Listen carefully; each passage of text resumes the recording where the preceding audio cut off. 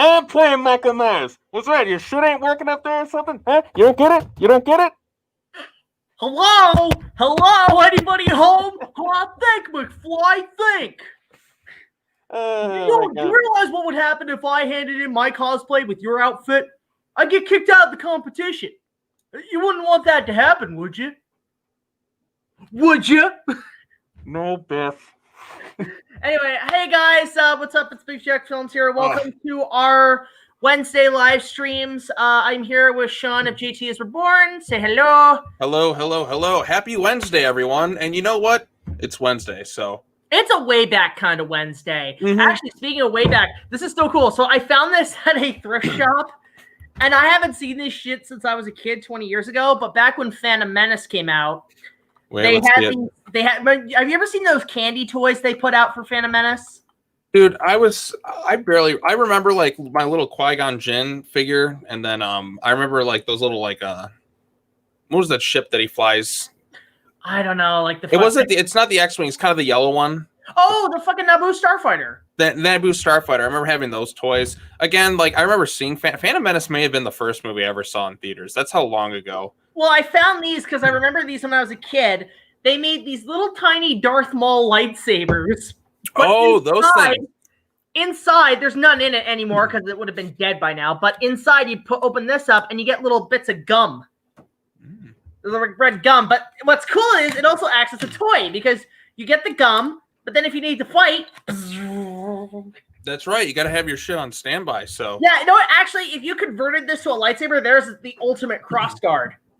You know what that looks like? Remember in Infinity War when Thanos has the little bouncing thing that he gives to Gamora? All right. It does look like that. That's right. So, found this. It was like a buck. I'm like, you know what? For nostalgic reasons, if I get to Phantom Menace, once I get to Phantom Menace, I'll talk about this thing. But anyway. Right. This is so theme of the stream, I guess. We're just going to talk the shit. We're going to have an upbeat stream. We're going to put some smiles on faces today. Let's have a good... this week for a lot of people has been pretty shitty. And for multiple reasons that we won't get into, but we figured we'd lift some spirit. I mean, my week actually came out pretty damn well in terms of like, because I was in a bit of a flunk, but then I had some friends show up. I had Bradley, Obscure Media TV, show up for a day. We went to Chuck E. Cheese. We had pizza, and he hadn't had Chuck E. Cheese pizza in like 15 years. So it's had my birthday. 90s. Oh, that's awesome. That's awesome. But like, it's kind of like good. It feels like you're eating 90s, which is good. But the bad part about 90s, it feels like you're eating cardboard. Not to mention the animatronics that were there since I was a kid are still there, and they're still freaking as fuck. Hey, I'm Chuck E. Cheese. Now, I'm like, oh, no wonder they made Five Nights at Freddy's. And they're supposed to be making a Chuck E. Cheese movie now. Oh, yeah. Hi, I'm Chucky. Want to play?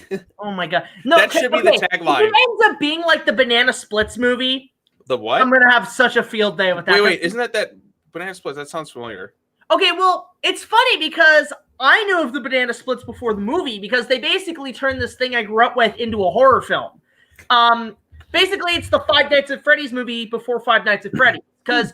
When I was a kid on Cartoon Network, I used to be up really late watching Adult Swim or Tsunami, The Midnight Run, and they would show like Yu Yu Hakusho and shit. I used to stay up watching that. Love Yu Yu Hakusho, one of the best animes. Good. I binged that this past year. That was fun. But then sometimes around 2 or 3 in the fucking morning, they would show some old cartoons, like old shit that is so obscure. Like that's their obscure nights. They would show Gumby, which I was a big Gumby fan. I'm Gumby. Yeah, I loved Gumby as a kid. I love the movie. The movie's great. The only Gumby I really remember is Eddie Murphy. Yeah. But then they showed the Banana Splits, which was, I think, a Hanna-Barbera live action show. And they had these like mascots and they would go around and like it was... Okay, you ever seen Meet the Feebles? That was the Peter Jackson Muppet movie with Muppets on AIDS. No. That movie is a sheer masterpiece, and I want Peter Jackson to make another movie like that. That movie's fucked beyond belief. Peter Jackson made some really fucked up movies. Basically, the Meet the Feebles. Let me put like one scene into perspective. You see a giant blue Muppet walrus have sex with a Muppet squirrel in lingerie. That's just one scene. I can't keep a straight face now knowing that shit. Oh, you need to watch this. The movie's fucked up. But Banana Splits was like really kind of a show I thought I was like on so much medication watching because there's a lot of shows. Fucking what was it? Cow and Chicken. That's a really I loved Cow and Chicken. That was like Diet Ren and Stimpy. Yeah, it was. It was like Red, the devil. Oh, the big red guy, the devil guy. Good afternoon, lady lovers. Had enough commercials? Where were we? Oh, yes. You remember? Cow wrote a play about Wheaties. I never understood what the fuck was going on with that show. Remember, I had the chicken, a cow. Like, and fucking Super Cow. Yes. Super Cow and Scuffy! Love chicken! Or whatever. It was weird. I could talk about that shit forever. Anyway, Banana Splits. Courage. Courage is another one. That's like... that was. I remember watching an episode on Game Boy Advance Video. Game Boy Advance Video? You've never heard of this? No, I've heard of this, but I'm like... Yeah, I had a couple of those. They had a Cartoon Network compilation. They had a couple of episodes of each show. Oh, the quality's fucking terrible. Oh, I bet. It's like watching a GIF with audio. Yes. Anyway, so Banana Splits was a weird-ass show. The song was catchy as hell. Pure 60s goodness. And then they made a movie about it, and it was just Five Nights at Freddy's because it's just the animatronics just come to life and start killing people. They took a Hanna-Barbera... Basically, imagine if they actually did make that R-rated Scooby-Doo movie. I really want to see because there's that R-rated cut out there somewhere. Yeah, release the R-rated cut. Release the Sarah Michelle Gellar shows her titties cut. But anyway, so they basically had they made that, and so now they're making a Chuck E. Cheese movie. I'm like, just make it a horror movie. Yeah, just make the really creepy 80s animatronics come to life and kill people. I want give me that horror Chuck E. Cheese movie. Give me a horror McDonald's. Remember those McDonald's VHS tapes with the cartoons on it that were by the Rugrats? Oh my god, I loved those. When I was a horror. They were made by the Rugrats. same people at Nickelodeon. Nickelodeon made those. I know they were the people who made Rugrats. I just remember the first one was a horror one, second one was at sea, third one was in space, and I think there was a couple more. But okay, there was here. I can name them all. There was Scared Silly, but that was the first one. Yeah, that one I remember. Okay, I'll admit one thing I like is the songs in that are actually pretty catchy. Like they actually did good songs. I'm not gonna lie for McDonald's tapes, right? But they would all go camping. They go to this haunted house and they meet this new character, Franklin. There were a bunch of new characters they put in, like some human characters. Like why? The kids in the commercials were enough. But anyway, so then there was The Legend of Grimace Island, which was like a pirate movie. Oh, yeah, I remember that one. With like the most, like I look at the Island of Grimaces, I'm like, why does that look like the most racist tribe I've ever seen in my life? You know? And then there was, what was the third one? The Visitors from Outer Space. And that actually brought in a character that I remember called I Am Hungry. Which was like a commercial with like this weird gremlin-looking guy who would just eat everything and be like, I am hungry. So it just felt like a big promotion for that character. Hardly remember that one. The fourth one, I think, was a birthday thing where it's like it was Ronald's birthday. And that's where they actually changed the theme song to where I guess they were really trying to go for an anime, like an anime. Right, because it was like, hey, it's a big day. And yeah, it's like McDonald's got something to say or something like that. It's weird because like it feels like these were all pilot episodes for a potential Nickelodeon series that never got off the ground. Right, but we had those VHS tapes. Like yeah, they had the birthday one. Then they had Halftime Will Travel, which was they time traveled to all the different eras of McDonald's, even back to freaking Mayor McCheese.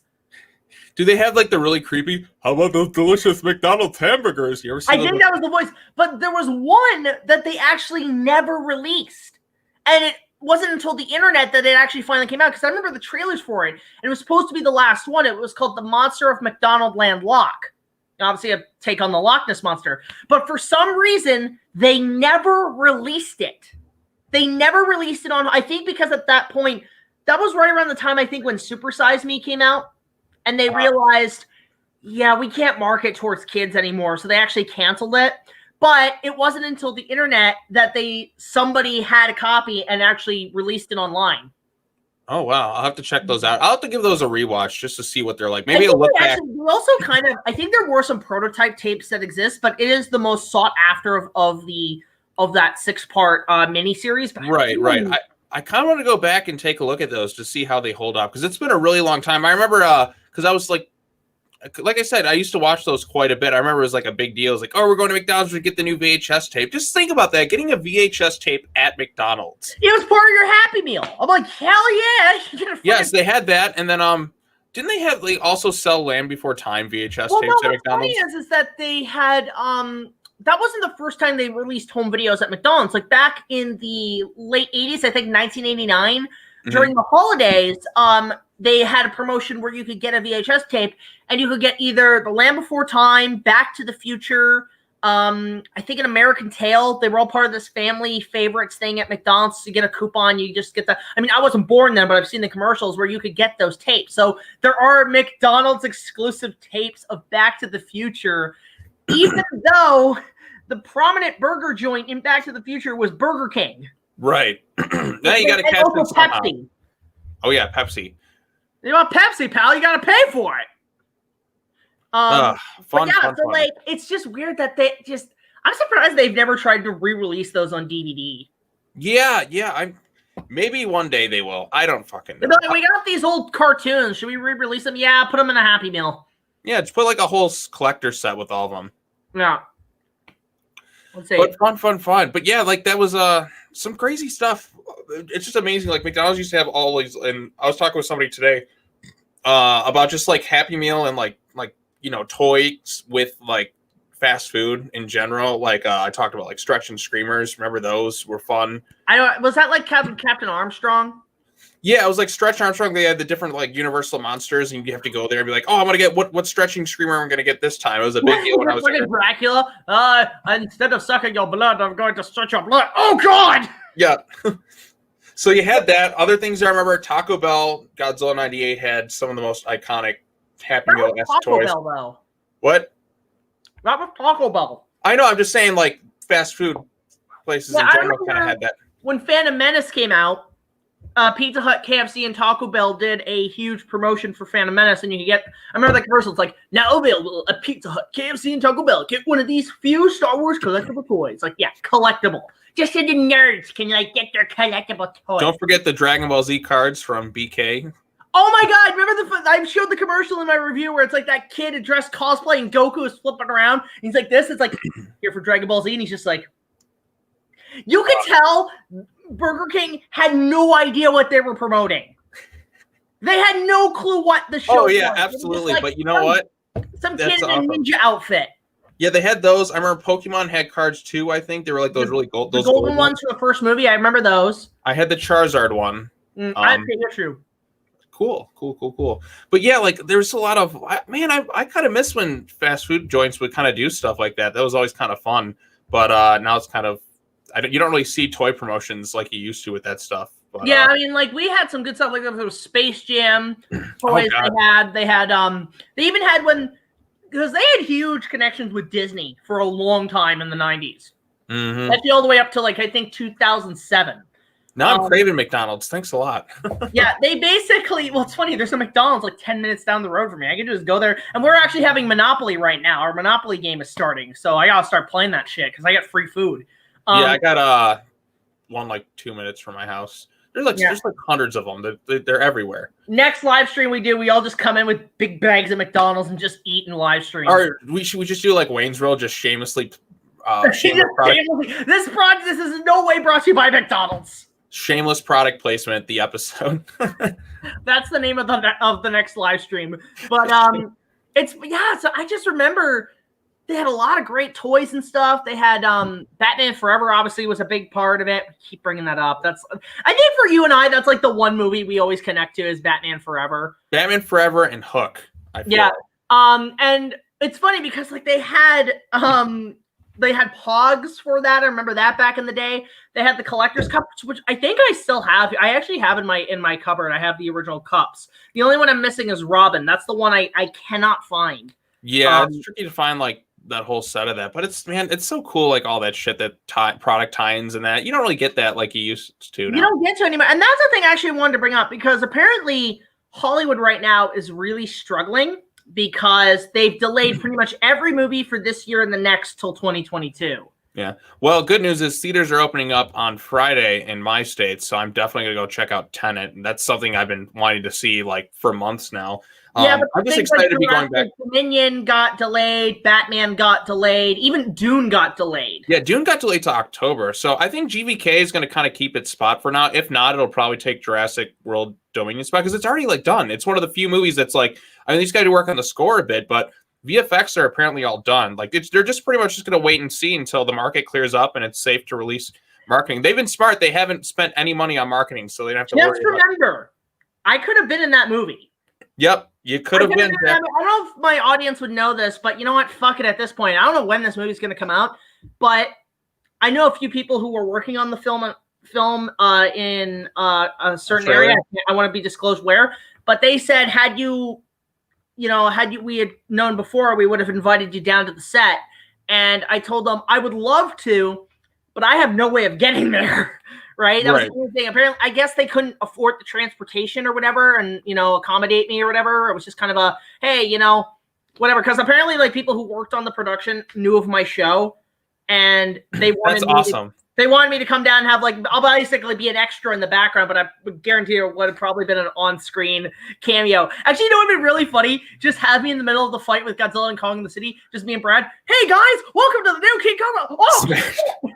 Jack, you know what'd be funny if you're in there and you get squashed by Kong in the movie? I was like, and then just says the show is canceled. King Kong reviews canceled. Oh my god! And if you had like consoled. Console, or no, Kong spares you because like I like your videos, kid. It's like I like your videos, kid. But man, and what happened is that it just complications with production and accommodations just didn't allow me to go. But I'm not going to show it right now. I'll show it later on when the movie's released. But they did send me a production shirt. They did send me a shirt. The production team did send me a T-shirt, and it's a nice T-shirt. And I just like, okay, cool. But I have to keep that very disclosed. I don't want to show off what it looks like because it is NDA. So. Okay. Yeah. That would have been great, but unfortunately, no. Like it just kind of. But you know what? Maybe next time. Next time there's a Kong movie being made, I'm gonna jump in and be like, I want to be in this. Right. I've the only movie set I ever went to is one that they filmed Scream for.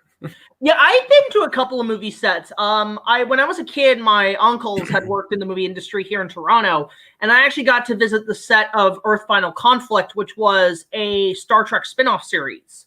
Gene Roddenberry had created it, and it was shot in Toronto. But I remember visiting the set as a little kid, and it was an alien planet. And basically, the best way I can describe it, think Felucia from Star Wars, but it was like constant trampolines, and every piece of colorful set looked like you were stepping into a giant bowl of Fruit Loops. Oh, well, that sounds like fun. Oh, it was great. And I just remember seeing the set and seeing all these aliens walking around. I'm like, oh, that's cool. It's like, I didn't know what it was until later. I'm like, oh, wow, I was on the set of a Star Trek series. Okay. I was here in Toronto when they actually shot Suicide Squad. Okay. And actually, I saw them film Batman vs Superman. So yeah, I did see them film the Batmobile chase. I did see the Batmobile actually drive by a few times. So that was a fun night. I'm like, oh, hey, the Batmobile. Yeah, I randomly saw the Batmobile like 2 weeks ago just driving. It was the Adam West one. I'm just like, that's a fucking Batmobile. What is this going out here? Josh, because he was driving down the highway and he sent me a photo. He saw the 89 Batmobile. That was like the same freaking day. Right. It's crazy. I'm like, can somebody bring out the Val Kilmer one? Well, no, it's funny because I found out they actually used the car recently about, I think, 10 years ago. We're going to see that Batmobile, the 89 one again. I guarantee you. It was the 95 Panther Mobile, the Neon Mobile, whatever they call it. Mm-hmm. And they basically were filming the remake of Arthur, which was like some British comedy. Oh, yeah, that guy who like thankfully kind of went away, Russell Brand. Yeah. He don't look happy. He's been watching Brand X. No, because literally they were filming it, and the opening scene has it where he's wearing the OnStar bat suit, right? Yep. OnStar, like a recolorization of the Clooney suit. He's wearing that, and his friend, his like Mexican friend or whatever, is in a really shitty Burt Ward Robin suit, and they're literally driving around New York in the Val Kilmer Batmobile. Well, good for them. That was the last time we ever saw the Kilmer Batmobile. Right. You know, we may see it again in the Flash. I would love they travel the multiverse to see the different Batmobiles. Like, wow, you've got a lot of cars. How would they pull off Val Kilmer though now? Because it would have to be maybe him in a wheelchair because he's not in the best condition. No, he's not. He showed up in that new Jane Silent Bob reboot movie, but he didn't talk. Health-wise, he's not in the best shape, but they could just have Chris O'Donnell kind of there, and then maybe like you know what they could do? They could have they could have basically him in a wheelchair and basically explain that Bane had broke his back and he'd been out of commission for like almost 30 years. And basically Chris took on the role of Batman and his son Damian is now Robin. That'd be perfect. Fuck yeah. Let's get that. And then if you want to do Clooney, you could maybe just have him be a Bruce Wayne. You know what I would even say to Clooney? I would actually, if they pay him enough, get him back in the costume. Fuck it. Why not? Not the blue one. Get him in the freaking OnStar suit. Oh, the silver one? No, the OnStar suit. If you remember the OnStar commercials? No, not. Wait, have you never seen those OnStar Batman commercials? I think I have. Let me. They're essentially a mini version of Batman Triumphant.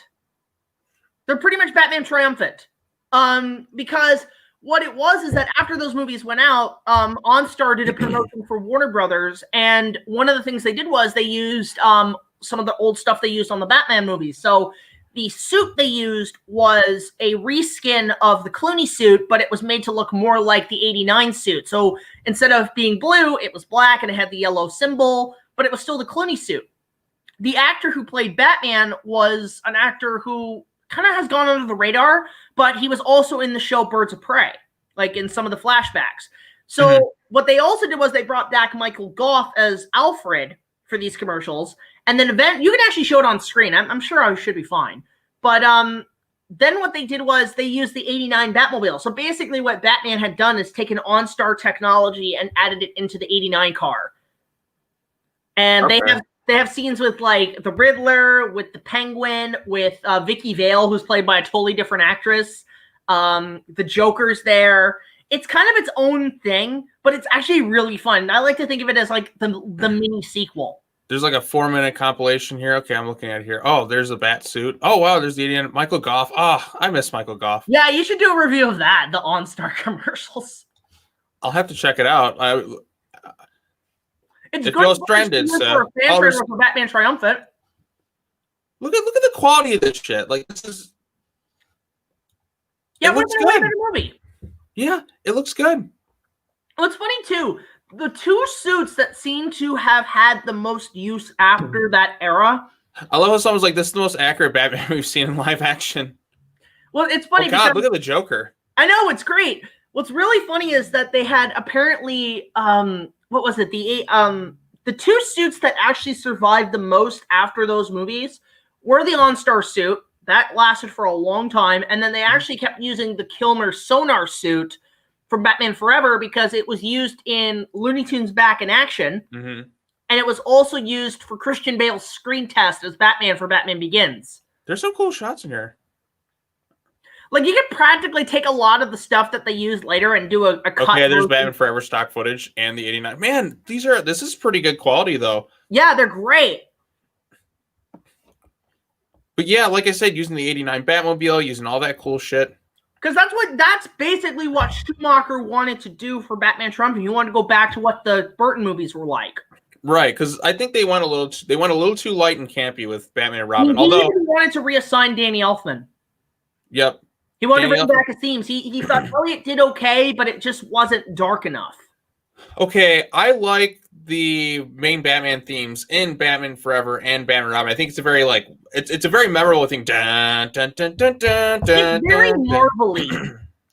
Yeah, it is, but it's a nice trap. It's kind of like it's a really good blend between the 89 Batman theme and the Christopher Reeve Superman theme. It's kind of like a good in between those themes, if you kind of get what I'm saying. Like it's nice, like tonally. It's kind of like a bit. It has some kind of mysterious stuff to it, but it's got like that kind of triumphant feel to it. I'm just saying, I'm just reading some of the questions. Say, Jack, are you reviewing Frankenstein Meets the Wolfman for this year's Halloween? No, I'm just doing the basic Universal Monsters. So this Friday, you're going to be seeing my review of Frankenstein, the 31 film. And actually, tomorrow is an opening night for Eclipse, which I just watched. And spoilers, I kind of liked it. Well, Eclipse is probably the most well-liked of those movies. Breaking Dawn Part 1, or Breaking Dawn Part 2, like, people like... Okay, I'll say one thing about Part 2. There's a Michael Sheen.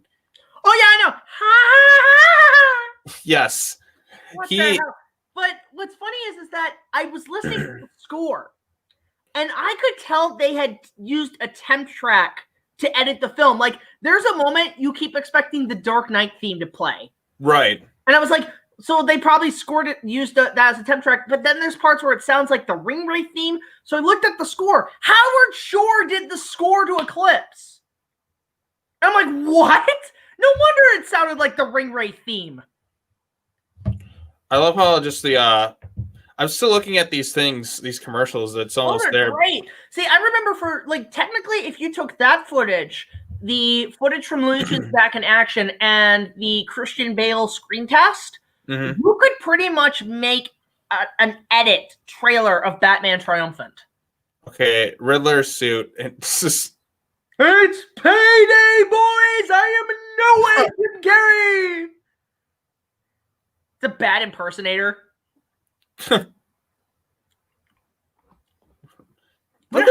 quality of this shit's actually pretty good. Like it's not like movie quality, it's commercial for sure, but like, you know what it is? It's a live action version of the Lego Batman game. Yeah, because Lego Batman game had those themes in it too. Mm-hmm. But yeah, what was the title of this stream? Movie talk. All right, let's kind of talk about some we can, since it's October, I guess we could mention some underrated horror films that I feel like don't get as much recognition. Okay.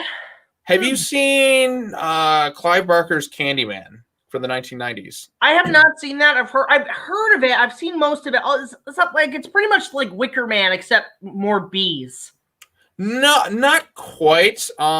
It's really, really good. I think it's probably the scariest horror movie of the 1990s, and it might even be the best in terms of quality from what I've seen. I really like it. The score is really well done by Philip Glass. It's kind of this really haunting thing. Tony Todd as the Candyman is this really grim, haunting presence on screen when he talks. Like, I know he voiced Darkseid in like Apocalypse War, but like he was always one of my picks for a Darkseid in live action, but he ended up voicing him in other stuff. But he is really, really, really good in that movie as the Candyman. It's really haunting when you kind of watch it. And it's like, it's kind of like this gothic horror movie set in the Cabrini Green, Chicago. Like they could cast him in the Snyder Cut. Well, they already got an actor who played Darkseid in the Snyder Cut. Who did they get to play Darkseid? Some guy named Ray Porter. Who? Yeah, it's kind of more of an unknown actor, but I haven't heard his voice, so I hope he does well. But I could name a few underrated horror films from my knowledge, because some of them I actually label it like I can name my top 3 scariest movies I've ever seen in my life. Actually, top 4. These are my top 4 scariest movies. Like, these are the ones that still freak me out. The Blair Witch Project is the lowest because nowadays I'm like, wow, it's not good. But as a kid, it freaked the hell out of me, right? 3 is Jaws because, again, a kid scared the crap out of me. But now it's like, oh, it's a fun adventure. I love Jaws. Right, Jaws never scared me. Like, it never once did even when I was younger. I can't even go in the pool without thinking of sharks in there. That's how much it traumatized me. But then the top 2, these are the ones that really still freak me out. They still horrify me. Because I actually watched it this year again. Poltergeist, the original Poltergeist. That movie is graphic. That movie is haunting. That movie is traumatizing. And what really made me freak me out about it is that using real bodies. No, well, that later, but more so the fact that this is a Steven Spielberg family film that's gonna terrify the out of you. Like, that's what it was. They marketed it as a Steven Spielberg, ooh, E.T., ooh, it's going to be all family, magical, and whimsical. No, it's going to scare the crap out of you and make you shit your goddamn pants. Yeah, there's rumors that Spielberg took over directing. Here's what it is from what I heard, because you've heard of the poltergeist curse, right? Right. The thing is, you want to know why Toby Hooper just, like, passed away recently? Well, I mean, probably. Well, I mean, they said it was, like, what, old age or something? Right. I mean, people... But there's curse on that movie, apparently. I think it might have been the poltergeist curse, because you want to know why? I like to think Spielberg had full control of that production, and then when he saw people dropping like fries, he looked at Toby and like, he did it. That is literally Spaceballs. He did it. That was literally it. And you know what, Spielberg, I love him, but man, you dodged a bullet. You dodged a bullet. Oh man, but so... That movie is just traumatizing. Like, things like the pool scene freak me out. The tree, the freaking skeleton in the coffin with the hair. Like, and the part that still like actually makes me a little nauseous is when the guy he takes his face off.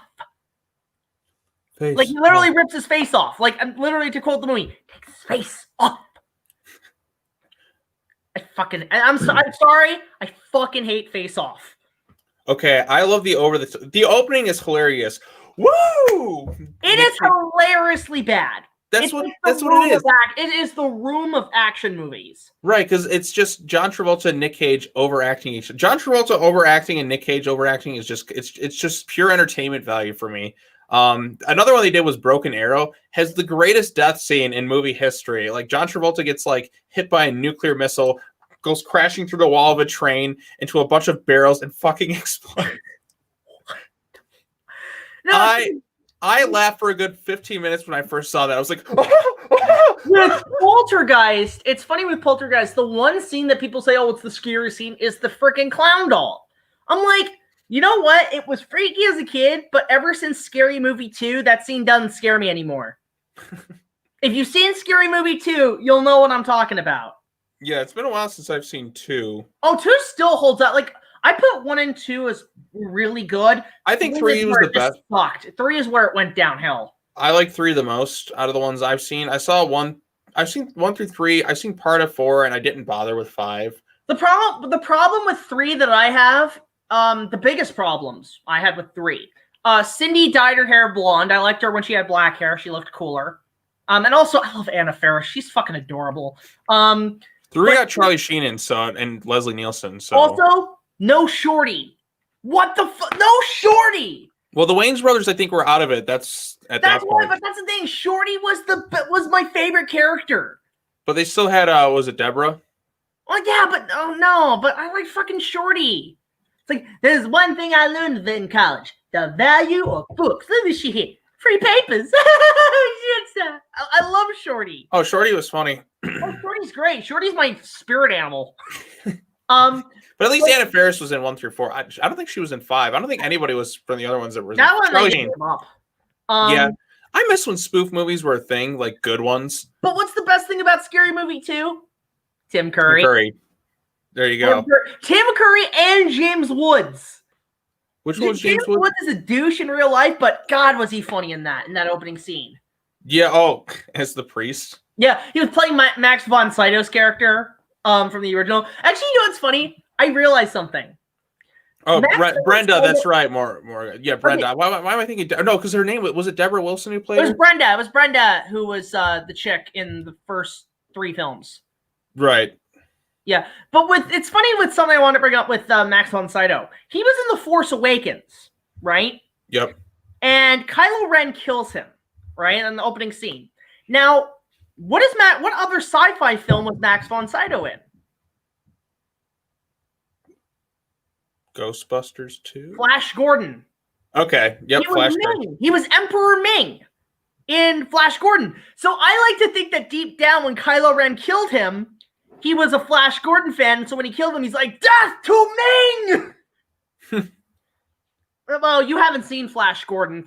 Fucking no. I started watching it and then I got interrupted and I haven't. Dude, Flash Gordon is such a zone freaking movie. I mean, you have Max von Sydow, but then you have Brian Blessed is in the movie, and he plays this Viking guy who's like Gordon's alive. And he's like a space Gimli, right? And what's really funny is that, like, he's famous for the line, you know, stand by my Hawkman, dive! He's in the Phantom Menace. He plays Boss Nass. You shall not think it, you shall greater than the Googans! Phantom Menace, to me, I find it so incredibly boring that I just block it out of my mind. We're in a Phantom Menace. There's like all these famous sci-fi actors in it. Not only do you have Brian Bless in it, you've got General Zod is in it. Oh, yes. Supreme Chancellor Valorum, that's Zod. No! That's what I was thinking. Like, why didn't he just go to Palpatine and be like, kneel before Zod? Have you seen The Seventh Seal? I have not seen The Seventh Seal, but I've seen Last Action Hero, and they referenced Seventh Seal, I think. Was it? I was gonna say, was it Seventh Seal? Was Seventh? Okay, that was the fifth. I was thinking there was a movie that came out recently that was like a night movie with Hayden Christensen. And I wanted to kind of see that. Some medieval fantasy film. Was that the one? Didn't you do one with Nick Cage in it, too? I think that was the one. Yeah, I want to watch that. Yeah. I don't know what Hayden's up to these days. I hope he's okay. Last thing he did was Rise of Skywalker. So the thing is, he's been kind of, because the thing is, after those prequels, I think a lot of the actors from the prequels really kind of took a step back because they realized how many people were bashing them. Except Ewan McGregor.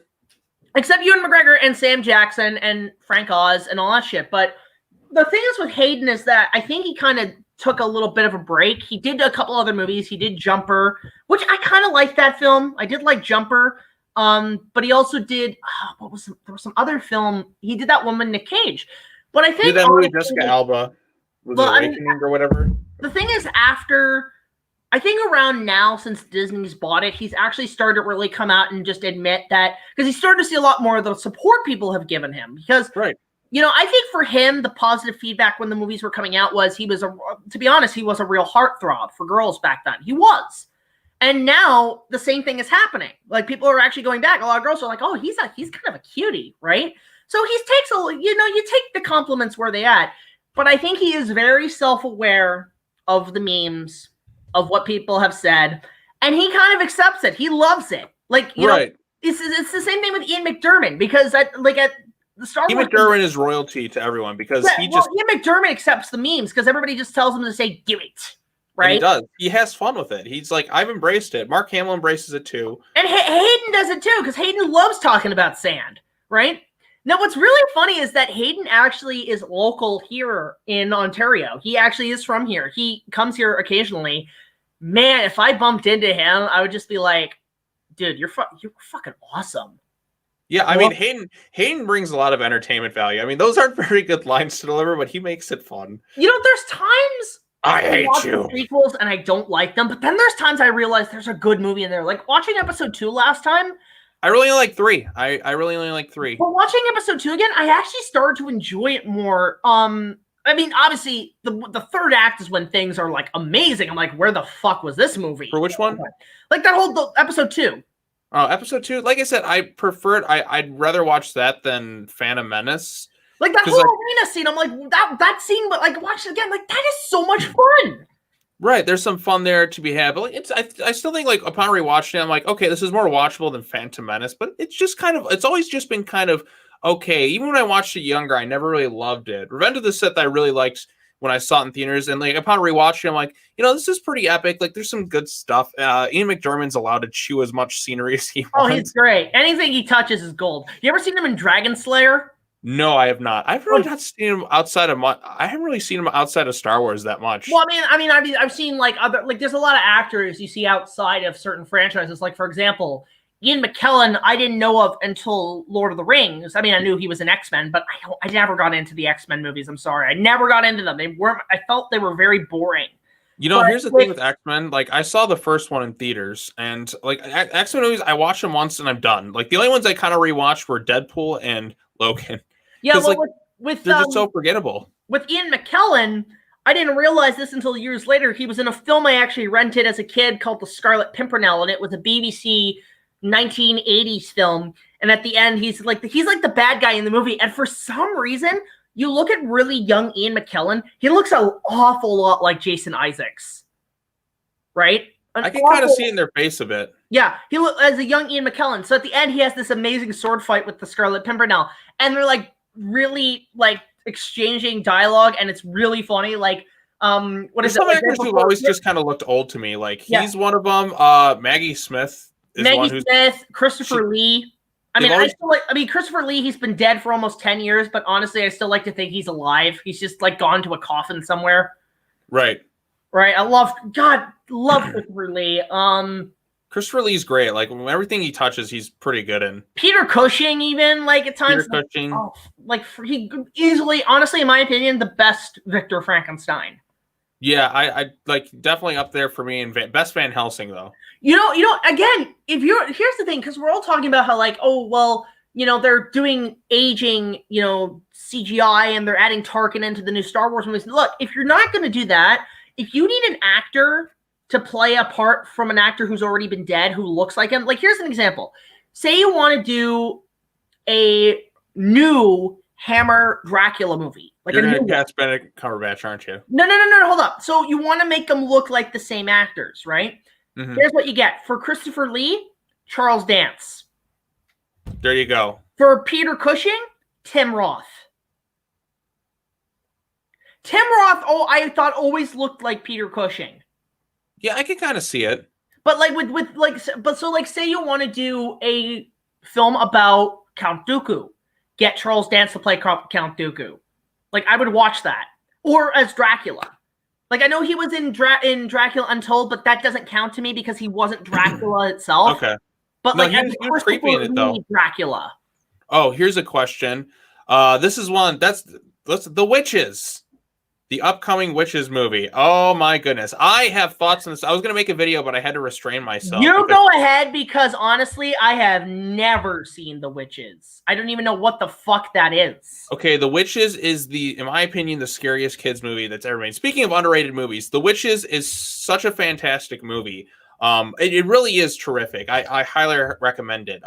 Watch it. I'm sure people in the chat have probably seen it. I guarantee a bunch of them. But basically, Angelica Huston, who was Morticia Addams, is the villain, the Grand High Witch. There's some really great Jim Henson puppetry work. That's where they rip their faces off, and like they have like these really creepy designs of the Grand High Witch.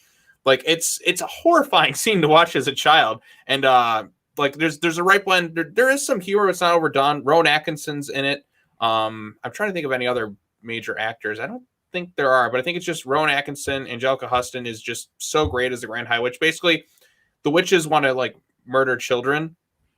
So like, you know, they'll poison them with chocolate, or they'll like they have Pennywise syndrome. Yeah, or they'll turn them into mice and then just, you know, squish them from there. But basically one of the kids gets turned into a mouse, and he's got to try and, you know, get the formula and he's got to try and find a way to stop the witches who are going to go to America, and they're going to kill like all these different children and stuff. So it's kind of crazy thing. There's some great animatronic puppet work. There's some really creepy and like unsettling scenes in this movie. Like there's a scene where a little girl is kind of walking down an alleyway, and then she just gets grabbed by a witch, and it's just kind of like this child abduction thing. It just really kind of like, even like it's kind of unnerving. There's also like the child catcher from Chinny Chitty Bang Bang. Right. And like you also see this really creepy scene like where the girl who got kidnapped, like her father was a painter, and then he happened to see her image like in this painting, and then over the course of like one of the main characters, grandma's telling the story, like you can see like the picture in the painting starts to move too. Keep talking. I just gotta go put some on the way. Yeah, so then the painting starts to move, and they start to notice like the girl was like the witches like transported this girl inside the painting, and she's kind of living her life there, like away from her family. It is this generally really, really creepy film, but this new movie looks kind of like a goofy comedy. Like the CGI is really kind of off-putting, at least for me personally. I think like there's such great animatronic puppet work in the original film, like the nice blend of special effects and all that. But this new one, the CGI felt out of place. The only one I kind of like in the trailer was Octavia Spencer. I think Anne Hathaway is kind of a hit or miss actress. Like I don't really feel like that's a character. I just feel it's Anne Hathaway doing a voice when she's trying to be the Grand High Witch, and it doesn't sit well with me. And Robert Zemeckis, I don't know what happened to this guy. He really hasn't been making anything worthwhile. I feel like he can't make anything because the only good movie people want him to make is Back to the Future Part 4, and it's fucking happening? Right. He's done. And he's made great movies after that since. Like he did Back to the Future, then he did Roger Rabbit.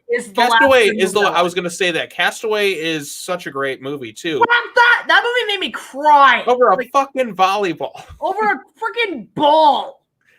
Yeah. Well, I'm sorry, Wilson. That movie's got balls. Right. It made me get emotional over a fucking volleyball. But yeah, I'll try and give this thing a chance because like trailers can be misleading. There's like trailers for movies that look bad, but then the movie ends up being pretty good. Like look at some of the old like trailers for like older movies. You try and watch them now, like wow, those trailers kind of suck. But then you just watch the movie and they're great. You know, and it's funny you bring up Zemeckis because you know who's a composer that yes has been doing very well recently with a certain franchise, but honestly, he hasn't made much good music. Alan Silvestri. Hey, you know what? I like a lot of his music for Infinity War and that. Yeah, okay. I'll admit he did create two of probably the most iconic movie themes of all time, the Back to the Future theme and the Avengers. But Predator. I'm adding Predator. Predator is kind of underrated for a lot of people in terms of score. Predator's my favorite score of his. Well, I mean, but that's the thing. So it's like he hasn't done a score that is memorable. Like, okay, I love the theme to the Avengers. I'm not gonna lie. Like, anytime that it's like there's okay, like three tracks I only really care about in Avengers. There's the main theme. There's Even for You when Thanos drops Gamora off the cliff. I thought the music there that they kind of rehashed it for Endgame was pretty good. And the Portals track where Portals was like a triumphant fucking piece of music. Like those are the three tracks I can think of, but like I don't really listen to those scores as a whole. I kind of listen to just kind of those three main themes: the main Avengers theme, the Soulstone Sacrifice theme, as I call it. I thought that's like pretty good and emotional. It just like really helps elevate the scenes as the music, and obviously Portals. Like those are three amazing tracks, but you got to look at the whole score as a whole. There's nothing too memorable outside of, or when Thanos walks in, the one score I felt like I could listen to all day of his is the Back to the Future score. Like all the music in that trilogy is amazing. And hell, you know what? I'll say this: despite using previous themes, I really like what he did with Ready Player One. Right. Not only bringing back to the Future, like the chimes and everything whenever he could, which was really good, but redoing Max Steiner's Kong theme, hearing that on the big screen. We heard Godzilla and Kong's theme in the movie. Well, like hearing the original Max Steiner theme on the big screen, I hadn't heard that since 2005, was sheer. It just sounded so good. I remember seeing that scene with Kong in the theater. I'm like, oh my God. Like I was already freaking out already because it's King Kong. But then to have the theme, I'm like, oh, is that? Oh my God, yes. But no, I'll actually say this: I was very disappointed with his Godzilla theme. Because we didn't get enough. It was super quick. It was like dun dun dun.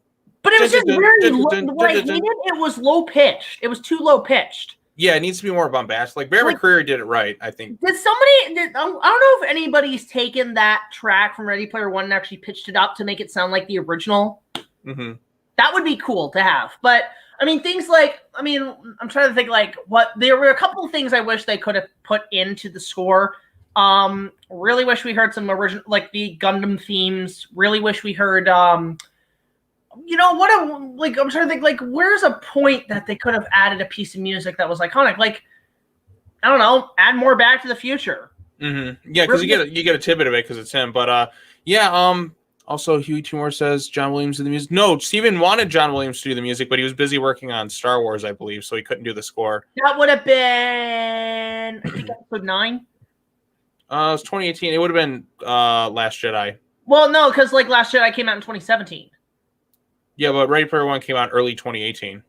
Yeah, so I'm thinking, well, maybe he was really deep into, I think he might have been really deep into episode 9 because he had been working on that like a year prior. Let's take a look. Say that Rucker was planning to compose from Howard in 2017. It was reported that Williams left the project to work on Spielberg's The Post, and Alan Silvestri was hired to take a score. Dang it, John Williams would between Williams and Silvestri, I'm going with Williams, obviously. But John Williams is another guy too. Like I love his music, but he hasn't done really anything that memorable. I thought his Rise of Skywalker score was pretty solid. But like it's kind of just stuff we've already heard. Like there's nothing like there's no Duel of the Fates. I think they cut that out. I don't know what it was about. Know what I think there is? I think there's a problem with Disney referencing the prequels. I feel like every time they reference the prequels, George Lucas gets a huge royalty check. it's Duel of the Fates. Come on, it's just But like that's part of the prequels. They just can't have it because. But you know, some of the themes are in there too, like the main Star Wars theme. That's in there. No, but like anything to do with the prequels, they have to like give a little extra money to George. Like, I mean, even in Last Jedi, they only briefly mentioned the names of prequel characters. So Darth Sidious, you can't say that in freaking Episode 9. But what about the video games that have all the themes? Well, like, there's a different. I think it's Disney only is rolling in fucking dough. They spent like $1 billion on the 2 Avengers movies to make them. Yeah, it's just. I mean, to be fair, hearing John Williams do the track to Back to the Future actually sounds pretty kick-ass for Ready Player One. Right. But I don't think John Williams is he a composer who likes to reference other themes all that much? I mean, like certain composers won't do it. To really create his own original stuff. I feel like Alan Silvestri was one who was just kind of like, okay, I'll reference these other things. That's why I included the Godzilla music a bit in there, just kind of as a nice reference. But I'll say this about Endgame. Why they didn't include a bit of Back to the Future chime, I have no idea. That would have been kind of more appropriate. Like even when like freaking Ant-Man says, "So Back to the Future was a bunch of bullshit." You want to know a great day if you hear like, okay, yeah, all right, there you go. You got your one joke. Thoughts on Michael Giacchino? I think he's got some good scores in there. I liked his work on Inside Out. I liked it on Up. I like some of his Jurassic World music, and War for the Planet of the Apes has a really, really good score. He is, unfortunately, in my opinion, overused. Right, like some of his scores are pretty forgettable, but like his now he's doing the Batman. And hearing a bit of that theme was like, Batman has great music. Like it just doesn't really matter the movie per se. Like he just has great music. I just would have gone for somebody. You know what? That would have been a time where Howard Shore doing a Batman movie. The reason that he's doing it is because he's buddies with Matt Reeves. Like that's his go-to guy. And Abrams. That's the thing. Like, and I wouldn't be surprised if he ends up doing J.J. Abrams' Superman movie. Oh, we got to bring back that nostalgic. Cue that John Williams music. I totally agree, Cynthia. His score for Spider-Man was pretty dull. Like it was cool to hear that do, but like I miss Danny Elfman. Yeah, I miss Danny Elfman's Spider-Man music was the best. Like sure, like the Spider-Man, like that's in the credits as like a song, but like Danny Elfman's score is cartoon. It's iconic. Right, and Danny Elfman's score is really, really good. Like Danny Elfman, that's another composer who's kind of just seems kind of lazy. I have worked on Justice League. Yeah, like his best scores, obviously Batman, the Batman movies he did. I love Batman Returns, the score to Batman Returns more than Batman 89. I'm the opposite, but I still really love the Returns score. They're both fantastic. Edward Scissorhands is a really good score. I'll say this: Edward Scissorhands is Tim Burton's magnum opus. That is the best film he ever made. I'm biased towards 89, but I really love Edward. I miss that Tim Burton. Like, let's get that creative genius. Yeah, back when they were scary but enjoyable. Right. And he also had a bit of that dark sense of humor. Like Beetlejuice is one that showcases like movies that kind of define Tim Burton for me. I mean, I'd Batman, not quite, because it doesn't feel like a Tim Burton movie per se. It's very different from everything else he's done. But like movies that you can tell, okay, that's clearly Tim Burton. Beetlejuice. Sean, you're going to really, like, you bring up Beetlejuice, and I have a confession to make, and my audience is going to hate me. I've never seen Beetlejuice. It's showtime. Well, I've never seen it because I've tried sitting through it multiple times, and there's just something about it. I just can't sit through the whole damn thing. Well, maybe one day. It felt like somebody do a Patreon request for Jack to sit all the way through Beetlejuice. It felt like Casper, but boring. I don't know. I always liked Beetlejuice. I love Michael Keaton in it. Nice fucking model. Okay, I do like. There's some bits I've seen. I've seen a little. See, I was more akin to the cartoon. I grew up with the cartoon has a really crazy opening scene. Yeah, like the cartoon I like more, but like the original movie, I've just never. It always passed me. Like, but I do. I mean, I like Beetlejuice. Like, I like the cartoon, and I like the live show at Universal Studios. But other than that, it's about it. Yeah, well, that's fair. I mean, there's movies that not everyone likes that are kind of popular. I mean, I have movies that I don't really care for that are popular. I don't like James Cameron's Avatar. I don't like Titanic. I really don't like. I don't like any Titanic movies. I think they all suck. The one Cameron film I've never seen is True Lies. That's his last great movie. That's All my I favorite. know is that scene where Arnold's like, "You're fired," and he fires a missile with this guy. Okay, if I'm being honest, True Lies is my favorite James Cameron movie. It looks like something out of RoboCop. I'm sorry. It's True Lies is like a great blend of action, comedy, like big budget stuff. Great performances from Arnold, Jamie Lee Curtis, Tom Arnold, Bill fucking Paxton. Awesome. I mean, game over, man. Bill Paxton is always the best part about James Cameron's movies. He shows up. Well, maybe not the first Terminator, although he's kind of funny in it. Bill Paxton's greatest performance, hands down, is Twister. Right. I mean, Dorothy, you stole my idea. Unrealized idea. Unrealized. I get it. You want to take credit for my decision? No, it's that. And actually, I'll say this: Mighty Joe Young is probably one of my favorite performances Bill Paxton ever did. I just love Bill Paxton. Okay, if you watch True Lies, that'll instantly become maybe your favorite Bill Paxton performance. Have you've seen the '98 Mighty Joe Young, right? Yeah, I've seen it. It's got Charlize Theron. Yeah, and I love the fact that in that I believe you said in your review at the peak of her hotness. Yeah. Oh yeah. But with Bill Paxton in that film, it's funny because I keep forgetting he's playing Max O'Hara. He's playing the Carl Denham role in that film. So I just imagine him going, "I'm gonna make a big picture with Fay Ray." Just him as Carl. No, not Bill Paxton as Carl Denham. No. But fuck, man, man, I miss Bill Paxton. Oh, I miss Bill Paxton too. That bummed me out. I remember. I think it was because Bill Paxton had such an impact on like Storm Chasers, and then I think they all did they made a crop circle. Yeah, they did like a nice tribute to him. I can't recall exactly what it was, but I remember that.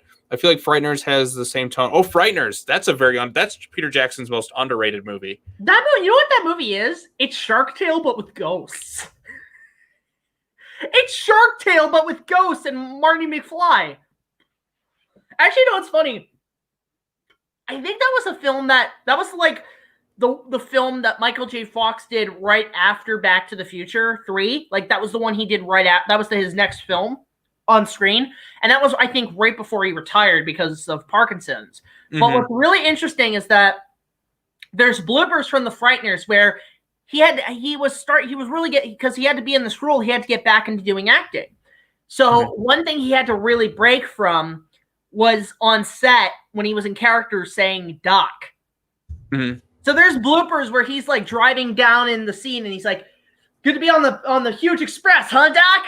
Like he actually accidentally was like, it was in his noggin for so long doing that movie that it kind of stayed with him. So even a scene where like, you know, he's supposed to be calling to the judge, he turned around and be like, "Doc!"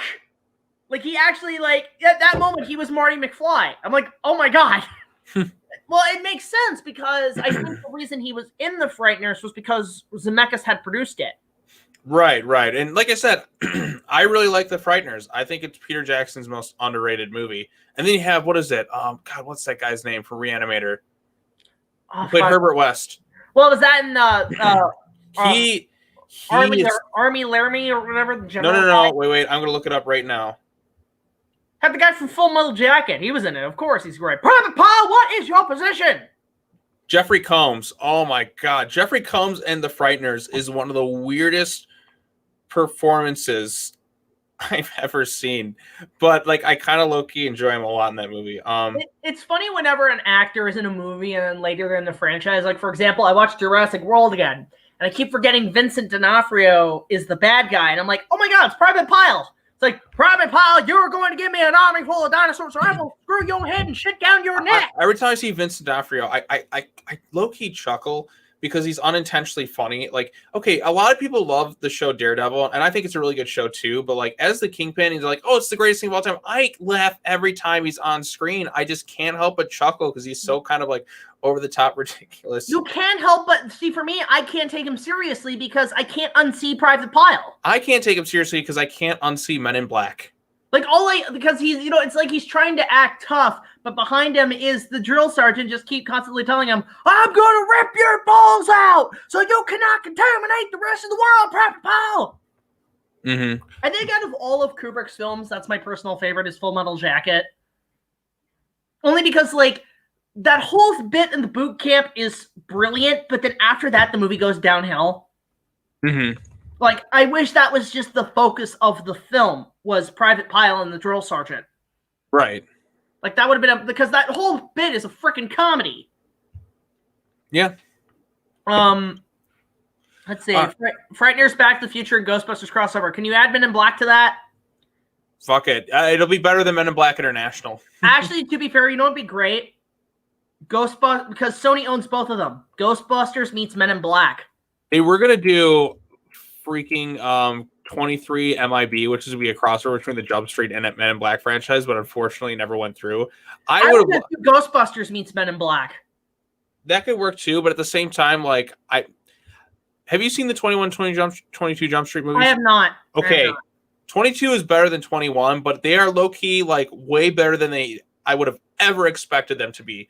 Like, 21 Jump Street was a really nice surprise. Then 22 was, like, way funnier, I think. There's some stuff.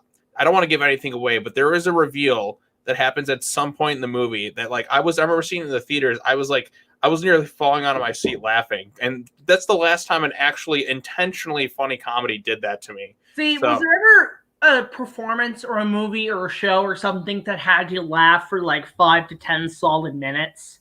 Because what they said was just so goddamn funny. You know what? I'll change my mind again. Disaster Artist, seeing that in theaters made me laugh. There was, I was in New York at the time, about 10 years ago, and I saw a couple of Broadway shows. One of them being Spider-Man, Turn Off the Dark, which, I'm not going to lie, better than any of the movies. I'm not kidding. But also, I saw the Book of Mormon. There is one segment in that film. Right. I think we talked about this the last stream. We did? Okay, yeah, because just the fact we laughed for 5 solid minutes. Actually, I remember one guy apparently walked out. He was so offended he walked out. It's Trey Parker and Matt Stone. He's like, oh, fuck this, man. This shit's the worst. Yeah, like Trey and Matt like to push the envelope. So, and I respect them more than like pretty much any comedian out there because they don't give a shit. They make fun of. Speaking of which, new South Park tonight. Is there a new episode tonight? Yeah, it's every Wednesday. Are you sure? Because I know they did the pandemic special, but I didn't know if they were doing every Wednesday. I didn't see any ads for it, but let me go check that and see if there's a new episode tonight. Because I know they usually do like they do 10 episodes and it's like every Wednesday. Let me check the schedule right now because if they're showing it tonight, I'm gonna probably jump on a server and like go watch it with some friends because that last week we were laughing our asses off. That was one of the funniest. That was a masterpiece of an episode. Can they just be an hour from now on? Can South Park just do hour-long episodes? I don't know what I laughed the hardest at. The token of the classroom scene was really funny. Randy, the explanation for how COVID got into the States was probably the funniest part. Just Randy fucking a bat. That was like. And then whatever the thing is with Mickey Mouse. Any chance they get to make fun of Disney is really funny. Well, I could tell. Like, I think Disney's actually been kind of secretly saying "fuck you guys." Oh, they have been. Oh my god! Who's your favorite Spielberg movie? Oh. Okay, so favorite Spielberg movie. My favorite is Jaws. Second one would be Jurassic Park. After that, it's kind of up in the air, tricky, but he's made some really great films. I really like Hook. I know that to me is his most underrated movie. And I definitely want to do something on I even posted like something on my community tab talking about Hook because I really want to talk about it because next year it turns 30, so I do want to do something with it.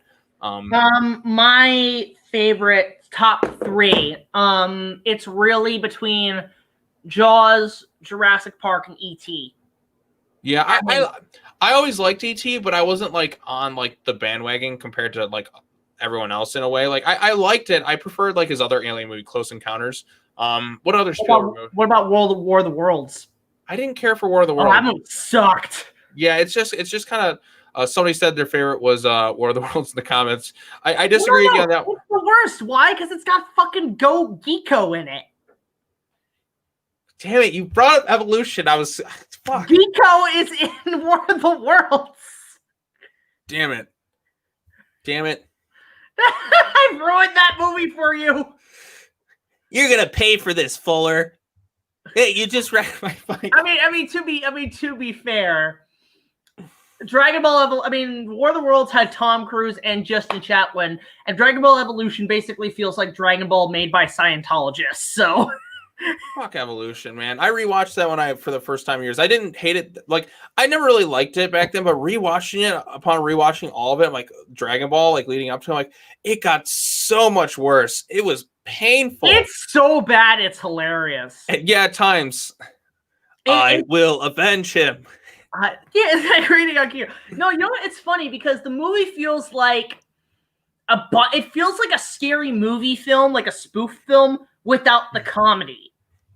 Yeah, it's how many so movies bad. is it ripping off? It's ripping off Star Wars. It's ripping off off Avatar. Spider-Man. It's ripping off Spider-Man. It's ripping off Avatar. It's ripping off Twilight. Grandpa, I'm so happy to see you. No, it's ripping off Twilight with Goku's fucking hair. Yeah. Why doesn't he wish back his grandpa and Roshi? He's got the fucking Dragon Balls. Well, I think was there ever established in Dragon Ball that you could only wish one person back? That's with the Namekian Dragon Balls, not the Earth Dragon Balls. And then they changed that when it got to the Buu Saga because, like, well, we upgraded the dragon's wishing powers. So that was kind of a joke. Like, but dang it, we can only bring back one person. But wait, whatever happened to because that was the Cell Saga is when Dende had remade the Dragon Balls and right, they were able to do that. You couldn't do the same wish more than once initially, but then they kind of changed that. Because, like, wasn't it where like because when the first time they used Dende's Dragon Balls, which sounds so fucking wrong, right. Did they like say, "Oh, we want to wish everybody killed by Cell back," and they used that in one wish? Yeah, it was. I'm trying to remember. 1941 is another underrated one, and also Halloween Kills. That's I'm looking forward to that too, and Halloween Ends. In fact, next week I'm reviewing Halloween 2018 for my channel, and it's because Halloween Kills was supposed to come out this time, like basically a week from now. It's funny because when I was a kid, I kind of was very sheltered from horror films, but nowadays I love them. I'm really catching up, and like I think that mostly is due to James's Monster Madness series, and I think out of all the slasher villain series that I've liked the most, I've really enjoyed the Halloween movies. Right. Halloween's the one I watched the most. Yeah, Halloween's the one I watched the most. My favorite of the characters would be Freddy. Because also I did meet Robert Englund, and he was really cool, and he's got I got a signed copy of this series, and I'm like, fuck yeah, Robert Englund signed it. I think the one I've seen the most is probably the one where he uses the power glove. Freddy's Dead. Okay, yeah. Freddy's Dead is hilarious. Hey, you forgot the power glove. What's funny? I've seen people take actual power gloves and mod them to make them look like Freddy's glove. That's pretty awesome. They're playable gloves. They've done the same thing. They've actually made Infinity Gauntlet power gloves. Awesome. Which, to be fair, sounds like I want one.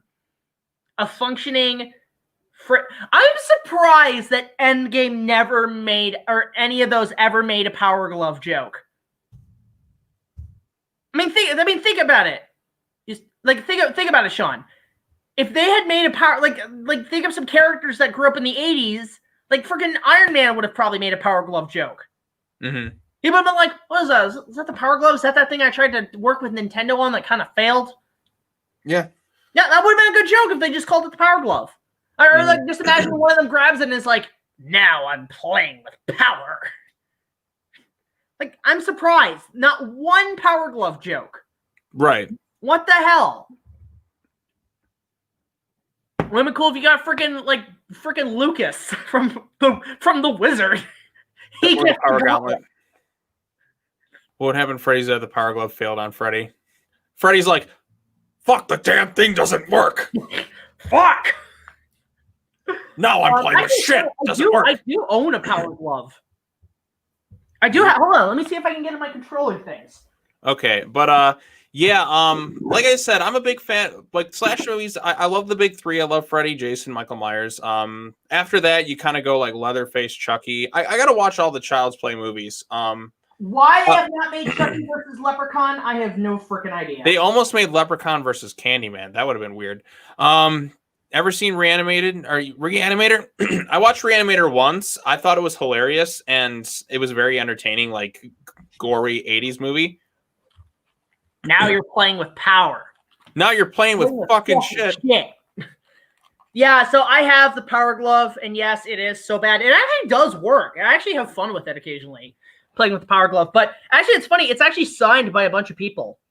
Oh, cool. It's signed by Linkara. It's actually signed by Angry Joe. Oh, cool. Boy, Ned, he's a really nice guy. It's signed by Movie Bob. It's signed by, actually, you know who also signed it? Alpha Omega Sin. Oh, cool. Because it's funny because like I was at a con in Ontario. I was in Con Bravo, and I did not. He wasn't even on the list. I did not expect to see him there. Like, you know Alpha Omega Sin, right? Not familiar. He's a gamer. He's a gaming YouTuber, but he's also a metalhead, right? He's a guy who always like likes to rant on like SJWs and shit. But anyway, what's really funny is maybe I wait. Now it's kind of familiar. He's the guy with the beanie, and he always like rants about shit. Right. Does he usually just have like his camera right here? He's just kind of sitting with his headphones on or something? Yeah, something like that. But anyway, I met him, and he's surprisingly shorter than I expected, as Anakin would say. I expected him to be tall. No, he's a short guy, which I'm like, oh, that's cool. But he was a really nice dude. Met Movie Bob, because I really do like Movie Bob. I don't care what people say. Movie Bob's good. I like he's like the George Carlin of geekdom. And I got them all to sign this. The thing is, I'm waiting for one day to go see James again so he can sign it right there. Yep. Right, black center right there for the Power Glove. And what's funny is this is actually the child size version. They actually made a smaller version for some reason. I did not realize that. I didn't realize my version was smaller than the others because I see others with bigger Power Gloves. I'm like, what the fuck? Why is mine so small? Yeah, like it's tiny. It's a tiny little glove. Yes. So anyways, what other underrated horror movies can we talk about today on this well, the stream? other two scary movies I wanted to talk about, there was Poltergeist. There's Poltergeist and Jaws, and then But the one that actually I would say the most scariest recent horror film, The Descent. Oh yeah, that's a freaky The one. Descent scares to this day the fuck out of me. Like, I watched that. I didn't see it in theaters. I caught it on TV late at night at like 3 o'clock in the morning, and I couldn't sleep. It freaked me the hell out. And for people who haven't seen The Descent, the best way I can describe it, think if they made a feature-length version of Riddles in the Dark from The Hobbit, but Gollum eats people. Oof. And Gollum's lair is covered in blood. Because the creatures in that just look like Gollum. They're literally Gollum. They're going like, where's the princess? It's immense expenses. Like, it's Gollum. It's freaking Gollum. Mm-hmm. Live action Thomas film is in development. Reached 21. Mark Forster set direct. Any thoughts, Jack? Oh yeah, Mattel's making another Thomas film. See, people think like, oh, you must be a big Thomas the Tank Engine fan because, oh, you did these reaction videos and you should review the movie. I'm like, look, I loved it as a kid. Don't get me wrong. I loved it. I was into the same mythology crap as you guys are. But you know what? I grew up. I grew out of it. I hate Sparkle. Yeah, I mean, I like the movie. I never watched the movie. I was never a Thomas fan. I like the movie. I like the amount of shit they've done with George Carlin and the re-edits. I love the YouTube poops. I even like going back and rewatching Shining Time Station. I loved freaking, like I did grow up with it. But I think what really threw me off and not watching it anymore, or even like at all, was when they went to CGI. It just really went down. I just CGI'd it. And I'm like, well, there goes my childhood. You know what I'm waiting for at this point? Let's get a live action Arthur movie. And I said, hey. They do the most photorealistic animals like in The Lion King. It's gonna happen. I don't think they'll do makeup because there's no. As long as we get to see DW get shot by a hunter, I'll be okay. DW, oh shit! And they just mount her head on a fucking wall. And then Mr. Ratburn will have his cake. Did somebody say cake every night? Oh, who was? You know what? There was a couple characters I just fucking hated in that show. Who was the one? It wasn't Muffy. Was Buffy the rich bitch? Muffy, yeah, I think it was Muffy the monkey. Oh, fuck her. And then there was Francine. Francine was cool. Brain, Buster. Buster was cool. Brain was cool. I liked Binky. Binky was the Binky was the one. Binky always reminded me of Harold from Hey Arnold. That's what I thought too. I was like, what the fuck? Wah. No, Harold always made me laugh. The one that I loved was freaking my favorite character in fucking Arthur was goddamn Bionic Bunny. Yeah, because that was just Bunny Superman. Right. Bunny and Superman had a fuck baby. Yeah, it's been so long since I've seen Arthur. I just remember coming home every day when you're walking down. Yeah, the and then street. I realized later, I'm like, that was sung by Bob Marley. I'm like, what the fuck? Muffy the Vampire Slayer. Well, that's a great comment. I'm surprised they never parodied that. I mean, they parodied South Park on the show. They did? Yeah. I gotta watch this now. Okay, no, I'm gonna share this right the fuck now. Fuck if PBS copyrights this shit. I gotta find this. All right, more. Yes, I have seen all the Transformers live action films in theaters, including. How do I share my screen?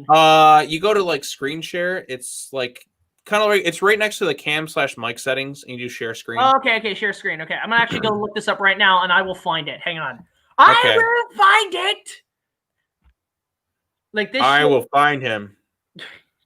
I will find him, Laura. Let's see, Arthur. Michael Shannon's kind of like one of those actors. I just love when he gets really angry in movies or TV because he's really funny.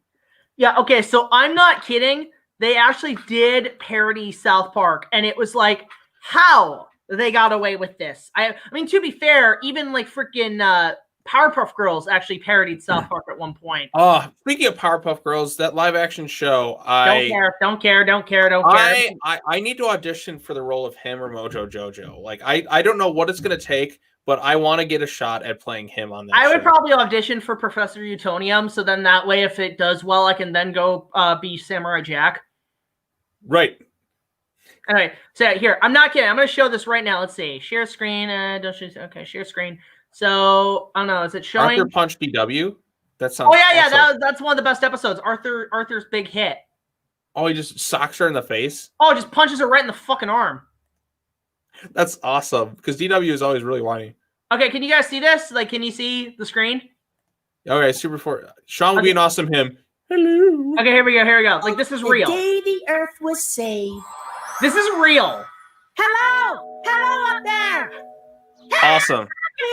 You're not waiting for aliens again. They actually parodied South Park. I'm out of here.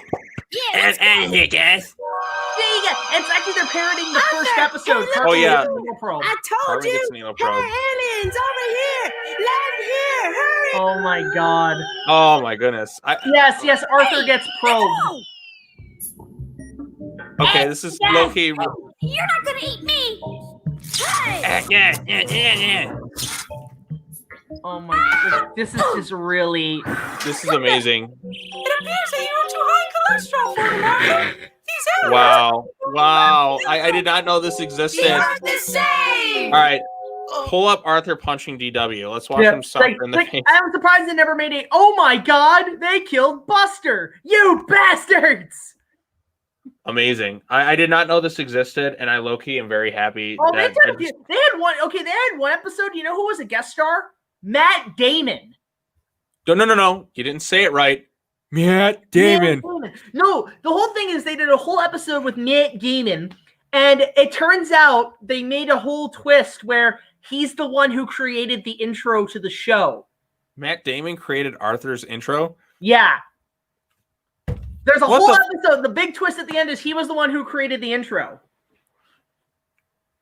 Amazing. Matt Damon. Matt Damon. Matt Damon. Matt Damon.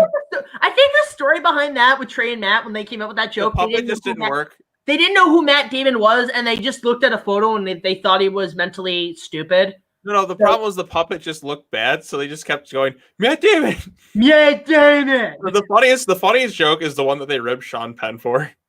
Last year, I went to Iraq. Before Team America came, it was a happy place full of rainbows and gumdrop smiles. Dude, I cannot believe you've never seen this episode, Arthur's Big Hit. Basically, Arthur had enough because DW, he told DW not to crash his model plane. She did it anyway because she has defiant disorder, I guess.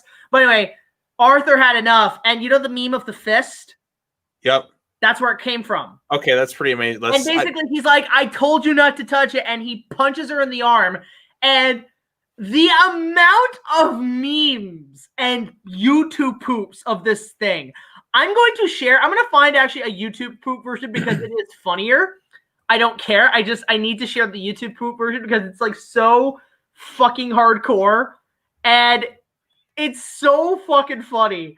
I just need to find the right. I want to find the. I gotta just play the poop. The poop is so funny. I want to see the original clip first. I gotta no. We need to watch the poop first. No. I have to see the original clip so the poop seems funnier. Okay. Let me go find the original clip. Hang on. Let me find the part where he actually does punch her. Now, what sucks is they don't show it. Like they don't show it. But I'm trying to find okay, the episode is on YouTube. It's got 3.4 million hits.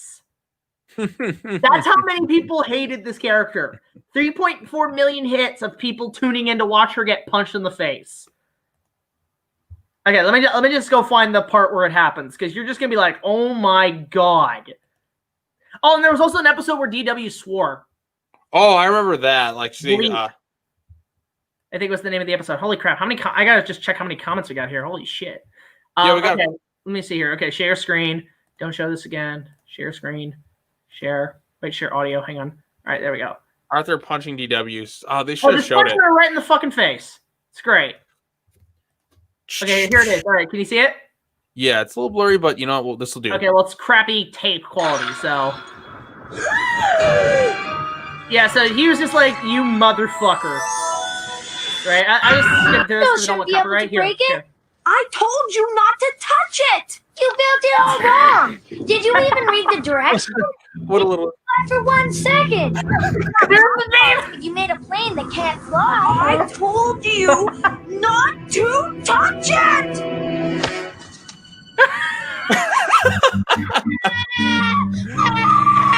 and somewhere at fucking Hall H at Comic-Con, fans were screaming like crazy. Oh my god. That is the greatest thing I've ever. I was so satisfied. Yeah, I mean, that's pretty funny. That's fucking hilarious. So let me just go find the YouTube poop version, because it is hilarious. Oh my god, dude, you're gonna laugh. Okay, here, this shit is funny. DW, don't touch This is where it gets really, really funny. I told you not to touch it. You sound sick. No school for you today. Now, how about a nice cup of tea? Wait, right here. I told you not to touch it.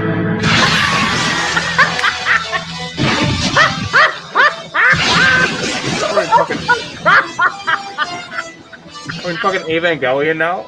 I know. Oh, crap. Arthur Timothy Reed, Oh, this is what the internet was made for. middle name. Oh my god. Oh, that shit is funny.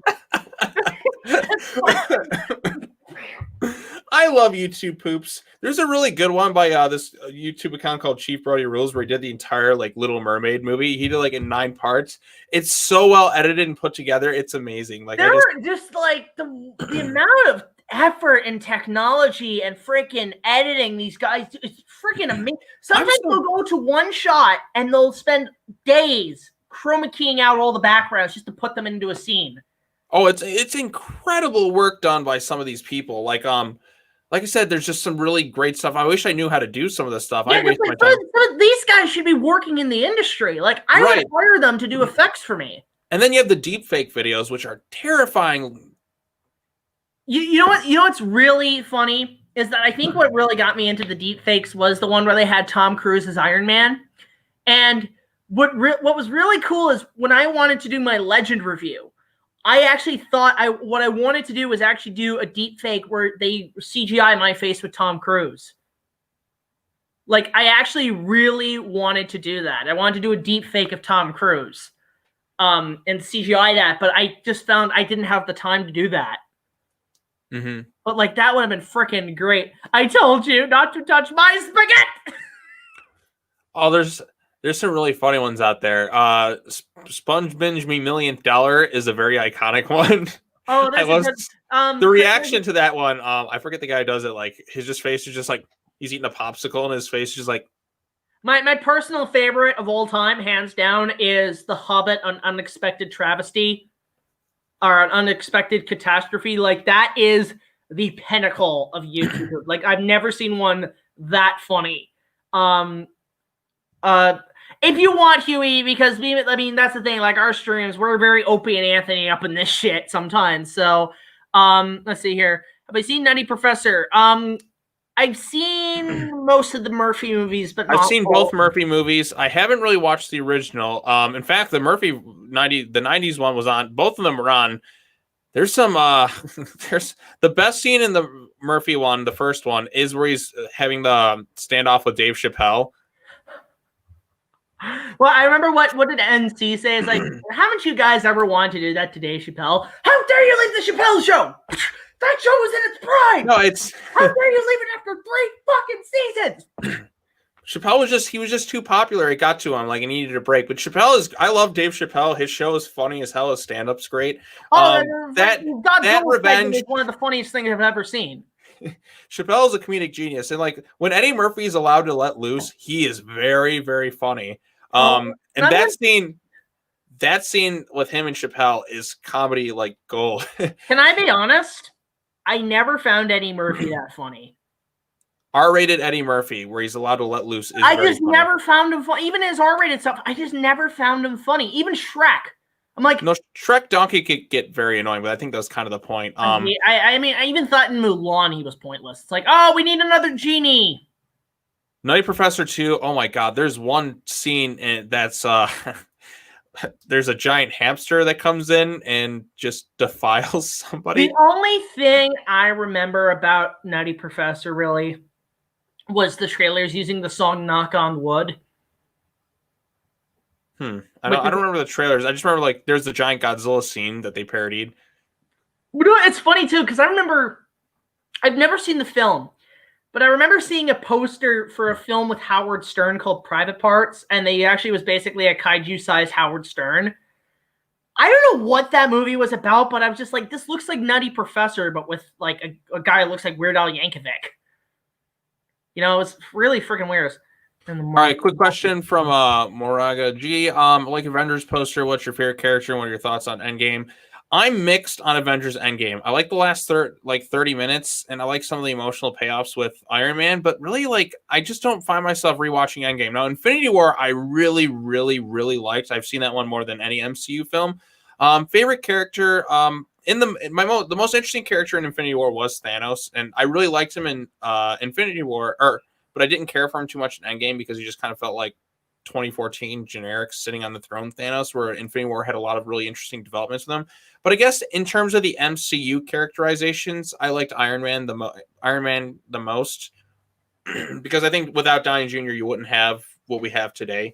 So I think for me with Endgame, I mean, can I be honest? I haven't seen the movie fully. I've only seen the last act, which is worth it alone. But for me, I get what you mean. It's pretty much like my opinion on Attack of the Clones. Like, the movie's boring until the last third. You're like, okay, this is awesome. Right. And even then, like, their own like rules of time travel, I got kind of mixed up a bit. I don't like what they did with Hulk in those movies. I think that's the weakest point of Infinity War and Endgame is Hulk.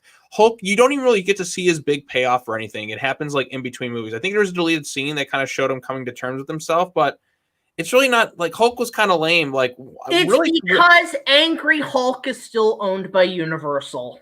No, but like even then, like they still use kind of Angry Hulk. Like the best performance Ruffalo did was in the first Avengers movie. After that, it just went downhill for him. Like he was fine, I guess, a bit in Avengers 2, but like even then, like the first Avengers movie, he's fantastic in it. But like after that, they just kind of made him like a goofball, and they turned up the comedy so much and kind of took away like what really made the Hulk fascinating was like kind of this like. It's kind of like the Larry Talbot Wolfman situation where they're just like they're really afraid of like what they can do. Mm-hmm. But like it just I think it's I just honestly think most of the time with some of these Marvel characters, most notably Hulk and Spider-Man, it's because there's got to be some form of contract saying you can do this and this with this character, but you can't do this because we still own that. Right. But like, it still kind of irks me a bit in certain things. Like, why do you think we haven't gotten a solo Hulk movie since the first one? It's because Universal owns the solo movie rights, but Hulk's still used in other properties. But that's the thing. Like, basically, you can have the Hulk, you can make him do stuff, but he can't do this, he can't do that. Make him more funny. Don't make him as angry. Don't make him as monstrous because we own that part. Yeah. It's the same thing with Spider-Man. It's like, oh, you can have this character and this character, but we don't want you doing Venom because we're going to make our own movie still. We still have the license to that. Right. Yeah. And how crazy is this Spider-Man 3 thing going on? Yeah, Jamie Foxx back as Electro. That pretty much confirms Garfield's coming back. Yeah, I don't know what they're going to do with it, but like they're teasing the multiverse. See, here's the thing. I feel like because DC is going to be doing the multiverse, Marvel's going to try and do it now too. Like, I mean, people say back and forth, like there's like a lot of speculation that some things like with DC's plans, again, this is all crazy conspiracy theory stuff that, you know, Kevin Feige and that allegedly took a lot of the plans that DC was going to do and is just kind of like integrating them to his movies. See, here's the thing. Like, yes, Marvel did beat DC to the cinematic universe. I'm not going to lie, that was a given. Right. But I think DC has been trying to do the multiverse, and then Marvel's now starting to catch up. So I think this might be DC's second win, where they're going to have more... They have the advantage over them because they've had so many iconic versions of these characters. And now that they're bringing them all in, and then when people go see fucking Spider-Man, they're like, oh, they're ripping off DC. The only way to unite Spider-Man fans is to have a live-action Spider-Verse with Tobey, Andrew, and Tom. Because here's the way you could do that in my perspective. Do the story of the Three Musketeers, but it's the three Spider-Men. So you have your Athos, Porthos, and Aramis, which are Maguire, Garfield, and Holland. Who's the fourth? Well, that's the thing. Who's our D'Artagnan? Miles Morales. There you go. That's our D'Artagnan.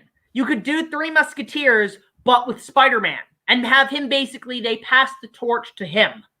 Right. But Tom Holland, like, he's going to be like Spider-Man for like 10 movies or something like that. Because like, well, the thing is like with movies nowadays, it's like a factory at this point. Like, it doesn't feel like, because like the pre MCU days of superhero movies, part of me kind of misses some of it a little bit because it's just, they're like episodes now. Like, they don't feel so much like movies. Yeah, they feel like the old Saturday afternoon serials. You know, it's like, well, they escaped this time. Don't miss Spider-Man Trap, the next exciting episode of the MCU at this theater next week. Yeah, and that's why, like, I know there's rumors that Christian Bale might be in the Flash movie, and I'm both for that and kind of against it in a way, because I like the fact that the Nolan trilogy is its own finite story.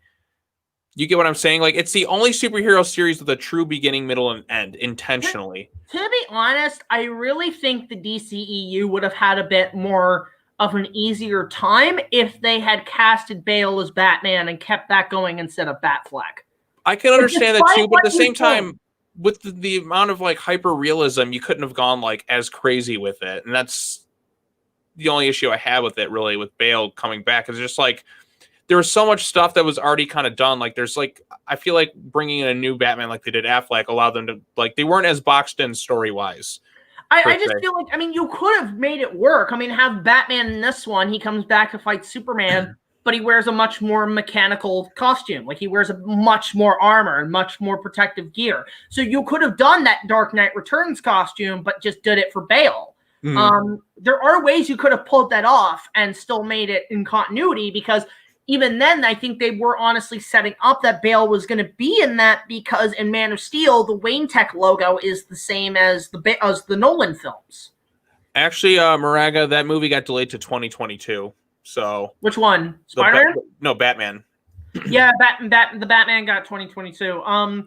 But yeah, it's just more of like, and you know what? Looking back on I watched The Dark Knight again. Honestly, I really miss that franchise. I really wish. I do too. If DC is going to do a multiverse, why not even just do projects that were canceled or shelved and just make movies of those now? You could have that advantage now over Marvel. Like, hell, you could now do Batman Triumphant. You can now do... It seems like they're finally going to try to maybe do that with the Flash movie, with the multiverse, because things changed with the CW's, like a Crisis on Infinite Earths crossover, because they did go to the Batman 89 universe, and they brought in Ezra Miller, as nobody actually knew. Like, none of the cast knew about it except for like a select few amount of people, because his cameo was so secretive. that like when it finally happened, the internet kind of broke over it. Like, wait a minute, what? Because nobody thought that the movies are going to cross over into the TV shows, but now that the multiverse is there, that changed things like forever. That's how he's going to get the name of the Flash was from the TV Flash, which is pretty cool. I think that's the thing. They're counting if Flashpoint does well, then it gives them an opportunity to go back to previous versions of franchises and actually keep doing them. Like, we could now get a third Burton Batman. We could get a Batman Triumphant. We could get a fourth Dark Knight movie. Like, hell, if you're going to do a fourth Dark Knight, you can basically have it, it's set 20 years after The Dark Knight Rises. John Blake is now Nightwing. Well, it's been a decade, so. Yeah, he can be Nightwing, and then, Bale comes back as Batman, so now you have essentially Batman and Robin. And you know what you could title it, just for shits and giggles? The Dark Knight Returns. There, and then you can actually just make that as a tease, and then, that, and then with, Batman Triumphant, you can have Clooney as an older Batman. You have O'Donnell, you can have Chris O'Donnell as Batman, and Clooney's son Damian is now Robin. You can do that. You can do Burton's Batman with you can make that again. People want Batman Beyond. You can do that with I feel like Keaton's not coming back for just one movie. There's no way he's just there for one. They dumped a fuckload of money and they said, we need you back. Man. And Keaton's probably just sitting there like, the hell is this multiverse concept? And Keaton is right now. Keaton knows he's the shit right now. He's like, fuck it. He's doing Marvel. He's just doing whatever the hell he wants now. He's like, oh, whatever. This is cool. You know what else they could do? Here's the best part about Spider-Man. They could bring back freaking Billy D. Williams and have him as an older Harvey Two-Face. Have it where there was a history there. He did become Two-Face. Right, because it's now been confirmed that Forever is a separate universe. That's what I kept telling everybody for years. It's a reboot. Right, and now it's officially that way because there were references in Forever to the other one, and you had some actors coming back over, but now official. It's not the same, which is pretty cool. Yeah, but so I would just love to see them do multiple, even Ben Affleck. I mean, he signed on actually for a potential Batman series on HBO Max. Yeah, there's always that because we don't know what's going on. I think nowadays with really that's going to be kind of the big thing of next year is kind of that Snyder Cut release because they're filming new stuff. I think this month for them, which is crazy to think about. They're going back 4 years after principal photography ended and filming additional stuff. So how much have they spent on this now? They've spent so much fucking money. I wouldn't be surprised if this movie cost $1 billion. Not that, but I think it'll be the second most expensive movie because they're doing I think with additional shoots, VFX, and all that. They're spending $60 million. I heard rumors that the Avatar sequels altogether, all 4 films, cost $2 billion. Each, or not each, but basically all 4 films cost $500 million to make. Yeah, that's the way to do it. You film them all back to back to back. But I guarantee most of that money is coming from Cameron's own pocket. Or leftover Avatar money from. That's the thing. I think Cameron has enough money to fund his own fucking movie, so I don't blame him. Do whatever you want, man. Yeah, he said they're done with Avatar 2, and they're almost done with 3. Avatar 2 is completely finished. I will believe there's going to be an Avatar sequel when I see a poster and when I see a trailer. Right. I don't know, we'll see what it is. I didn't like the first movie. Even rewatching it, I'm like, this is just kind of dull. Even the VFX, because they were the best thing about it. Right, that's the best thing about it. And even kind of watching them now, some of them are a little bit dated by today's standards, but they're still really impressive. It's like a sci-fi legend. Great on visuals, lacking story. Thoughts on Morgan Freeman? Morgan Freeman is one of the best actors who ever lived. I mean, that's the thing, too. You do another Bale Batman, get frickin' Morgan Freeman back as Lucius. Yeah, actually, I love the fact that in the Batman trailer, people thought the guy playing Gordon was Lucius. Right, but he's Gordon, so we'll see. We'll see how he does in the role. I just hope for some really good things with this universe. But again, there's so many things I really wanted. With the DCU movies, the thing I would have done to fix them, because I know people were okay, well, if Zack Snyder wanted to kill Affleck off, but you had the issue with the studio where they're just they wanted to keep doing stuff further after Affleck. What I think they should have done, the smart move I would have is in BVS. Have Tim Drake be his current Robin that shows up at that point, because then that way you've already established that Jason Todd is already there. You can still have the Robin suit in the Batcave. And then what I would have done with Dick Grayson and where Batgirl would have been is I would have had them there would have been a fallout, and then they would have moved to Bloodhaven at this point. So that way they're already out there in the universe, but they're off kind of doing their own thing. So it allows you like a little bit more wiggle room with this. Then what I would have done is I would have brought in Damian. And then if you were going to kill, say, Affleck off, I would have had Dick Grayson take over as Batman. Then we could have adapted the Grant Morrison Batman and Robin book where Dick Grayson was Batman and Damian was Robin. So which changed the dynamic because instead of a broody Batman and a more lighthearted Robin, now you have a more lighthearted Batman and a broody Robin. And what I would like to see, you brought this up, if they did the Batfleck, whatever, with him, and they bring in Tim Drake's Robin, cast-wise, I can only think of, like, the older brother in Jurassic World? Was it, that guy's, Nick The guy Robinson? looks like one of the guys from Smosh. The Nick Robinson guy? Yeah. As Tim I Drake? think he would be a fantastic Robin. He could work. I mean, he is a good. I heard he's done work in I Love Simon that people liked. He's in that. Oh God, I just completely forgot about that upcoming FX drama, which is going to be interesting. Yeah, there's that, and then there's Okay, you know what's weird? If you were say to do flashbacks of Jason Todd, right? Okay, so there was a rumor about this when Batman v Superman was in production, but given how he is as a person, I mean, he's changed a lot since. But Shia LaBeouf. No, you know who would be a really great Jason Todd Robin, just to kill him off? Justin Bieber. No, keep him. Just to kill him. No, but then you have to bring him back as Red Hood. No, but like the thing is with him, because I don't know if you remember that rumor that happened that he actually was auditioning for Robin. To be fair, at the time, maybe that would have worked. But I mean, the thing is with him is that I did not care for his music. I thought he was a bit of a shitball.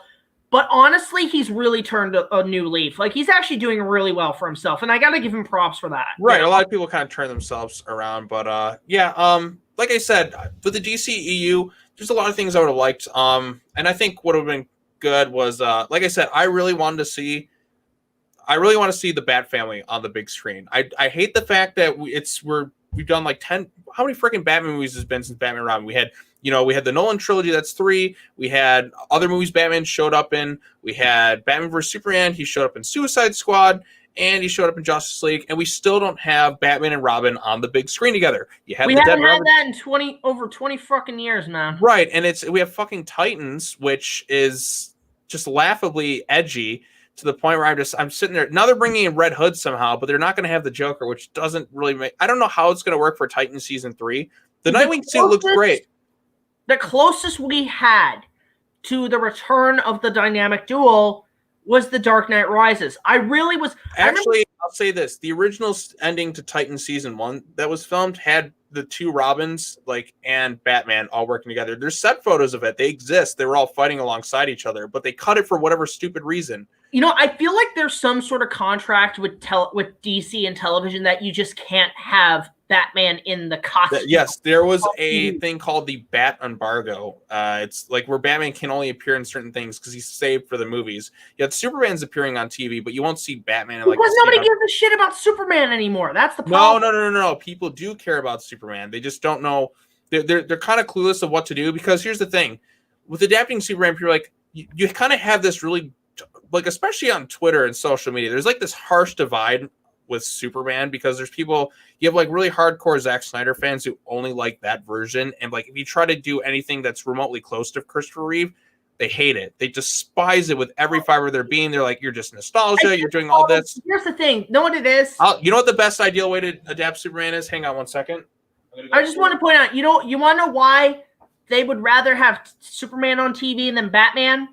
Box office numbers. Right here. This is what you need to do. Be honest. Batman has made more money than Superman in theaters. So Warner Brothers is holding on to that. They know that's their moneymaker. And I'll be honest, I hate to say this, man. The only thing Warner Brothers can do good with movies is Batman. And that's what I only really gave a shit about with DC. Is just anytime there's something Batman, I'll go see it on the big screen. Wonder Woman. She proved with her solo movie was a huge hit. Aquaman too. Aquaman's the highest grossing DC movie. Aquaman is a goofy cartoon. It is a big budget Lord of the Rings adaptation of SpongeBob. It is. That right, I'm so convinced it's an epic SpongeBob movie. I'm surprised they didn't put Ocean Man in the fucking soundtrack. right. All right. You know how you adapt Superman nowadays? Bring in his son, John Kent. Superman Rebirth, I tell you what, is the best run of Superman I have ever read. It's basically Superman being a father, teaching his life lessons onto his own son, who's like, the son of Superman and Lois Lane. It's so, like, honestly, the thing is, I didn't have to have him fighting bad guys. I just found the story of him just teaching his life lessons to his son, like, really relatable, really good, heartwarming stories, great action, great artwork, which then spun off into this. Let me see if I can pull. I have the book here somewhere. Hang on, I have a lot of. I got a lot of books here, so hang on. Let me just try and find it. Our Aquaman was okay. It was just a big SpongeBob movie. Then you give us this. You bring in the Super Sons, which is the best comic I've ever read. Or you just do Superboy. Well, there's different versions of Superboy. There's the Connor Kent, who's the half Kryptonian clone of Superman and Lex Luthor, kind of like their DNA spliced in together. You know what I just realized, Sean? If they're doing the multiverse with DC, you know what that means? What? Do you know what that means? Do you know who's probably going to come back? Shaq as Steel. If that happens, that'll be the greatest thing ever. I'm like, yeah, I'm sold. Get fucking Shaq. No, Shaq and get Steel and Shazam. Oh, I would kind of watch. Well, Sinbad's going to be in Shazam too, which is but then you bring in Shaq, and then they fight over Kazam and like Shazam or whatever, right? Shazam, Bazam. And then you just bring in freaking Steel. You bring him back as Steel with the same rubber outfit. Oh God. Dun, dun, dun, dun. Steel, Shaquille O'Neal. Oh man, Steel's pretty terrible. The fact that Shaft is in that film. I really like the Shaft. It's like, boo! Boo! What did NC say? Shaft? No! What'd they do to you, man? How'd you go from Shaft to shit? Oh, there you go. You can add Shaft to the freaking DC universe now. And then they can make a comic book out of Shaft. Shazam. Batman could be scrapped. Batman movie 22 could be scrapped because of problems that. No, there's no way they're stopping production on the Batman. Like they'll do the code. It's gonna come out. That's just some dumb rumors started by people, probably like hardcore Snyder fans. That are just like, I'll tell you what. Twitter is a crazy fucking place. Like I'll say this about some fans. There's a lot of division, especially within comic book movies and Twitter. It's arguing every day. It's so ugly and hostile from what I just don't care. Yeah, I'm like, here's the thing, like there's some accounts they call them like there's Zack Snyder fans, there was the Snyder Cut fandom, which was like the really cool chill people, and then the crazy side of it, they were dubbed the Snyder cult. But it was almost like there's literally images of Zack Snyder as God and Jesus. Like there's a ton of I'm gonna pull up some stuff right now. I'll pull them up. Like some of them are kind of like fun memes, but other ones are just like people look at him like he's Jesus, like he's the second coming, and it's kind of creepy and eerie. That's to the extent that some fans get. All right. No, you can't be serious. Are you serious, Sean? No, I'm I found him right here. Hang on. Let's I'm about ready to play a song. All right, hang on. I'm pulling this up right now. Fuck, where's the image? To play I Don't Care Anymore by Phil Collins. All right, hang on. I'm going to do a screen share. Share screen. Come on, you son of a bitch. Let's screen share. Application window. All right. Pop it up. Look at this. Look at these images of Zack Snyder as God. Oh.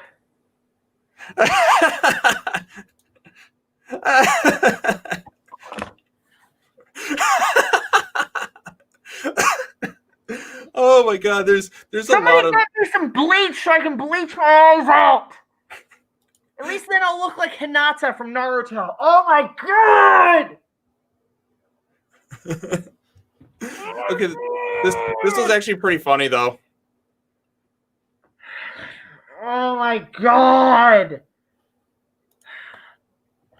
I hate Twitter. I know everything. I look at Twitter. Some of these are more for jokes though. Like, but some people do view it that way. Okay, look, just some of these images. No, here I gotta share my screen now because honestly, this is fucking ridiculous. Because here's basically me with frickin' Twitter.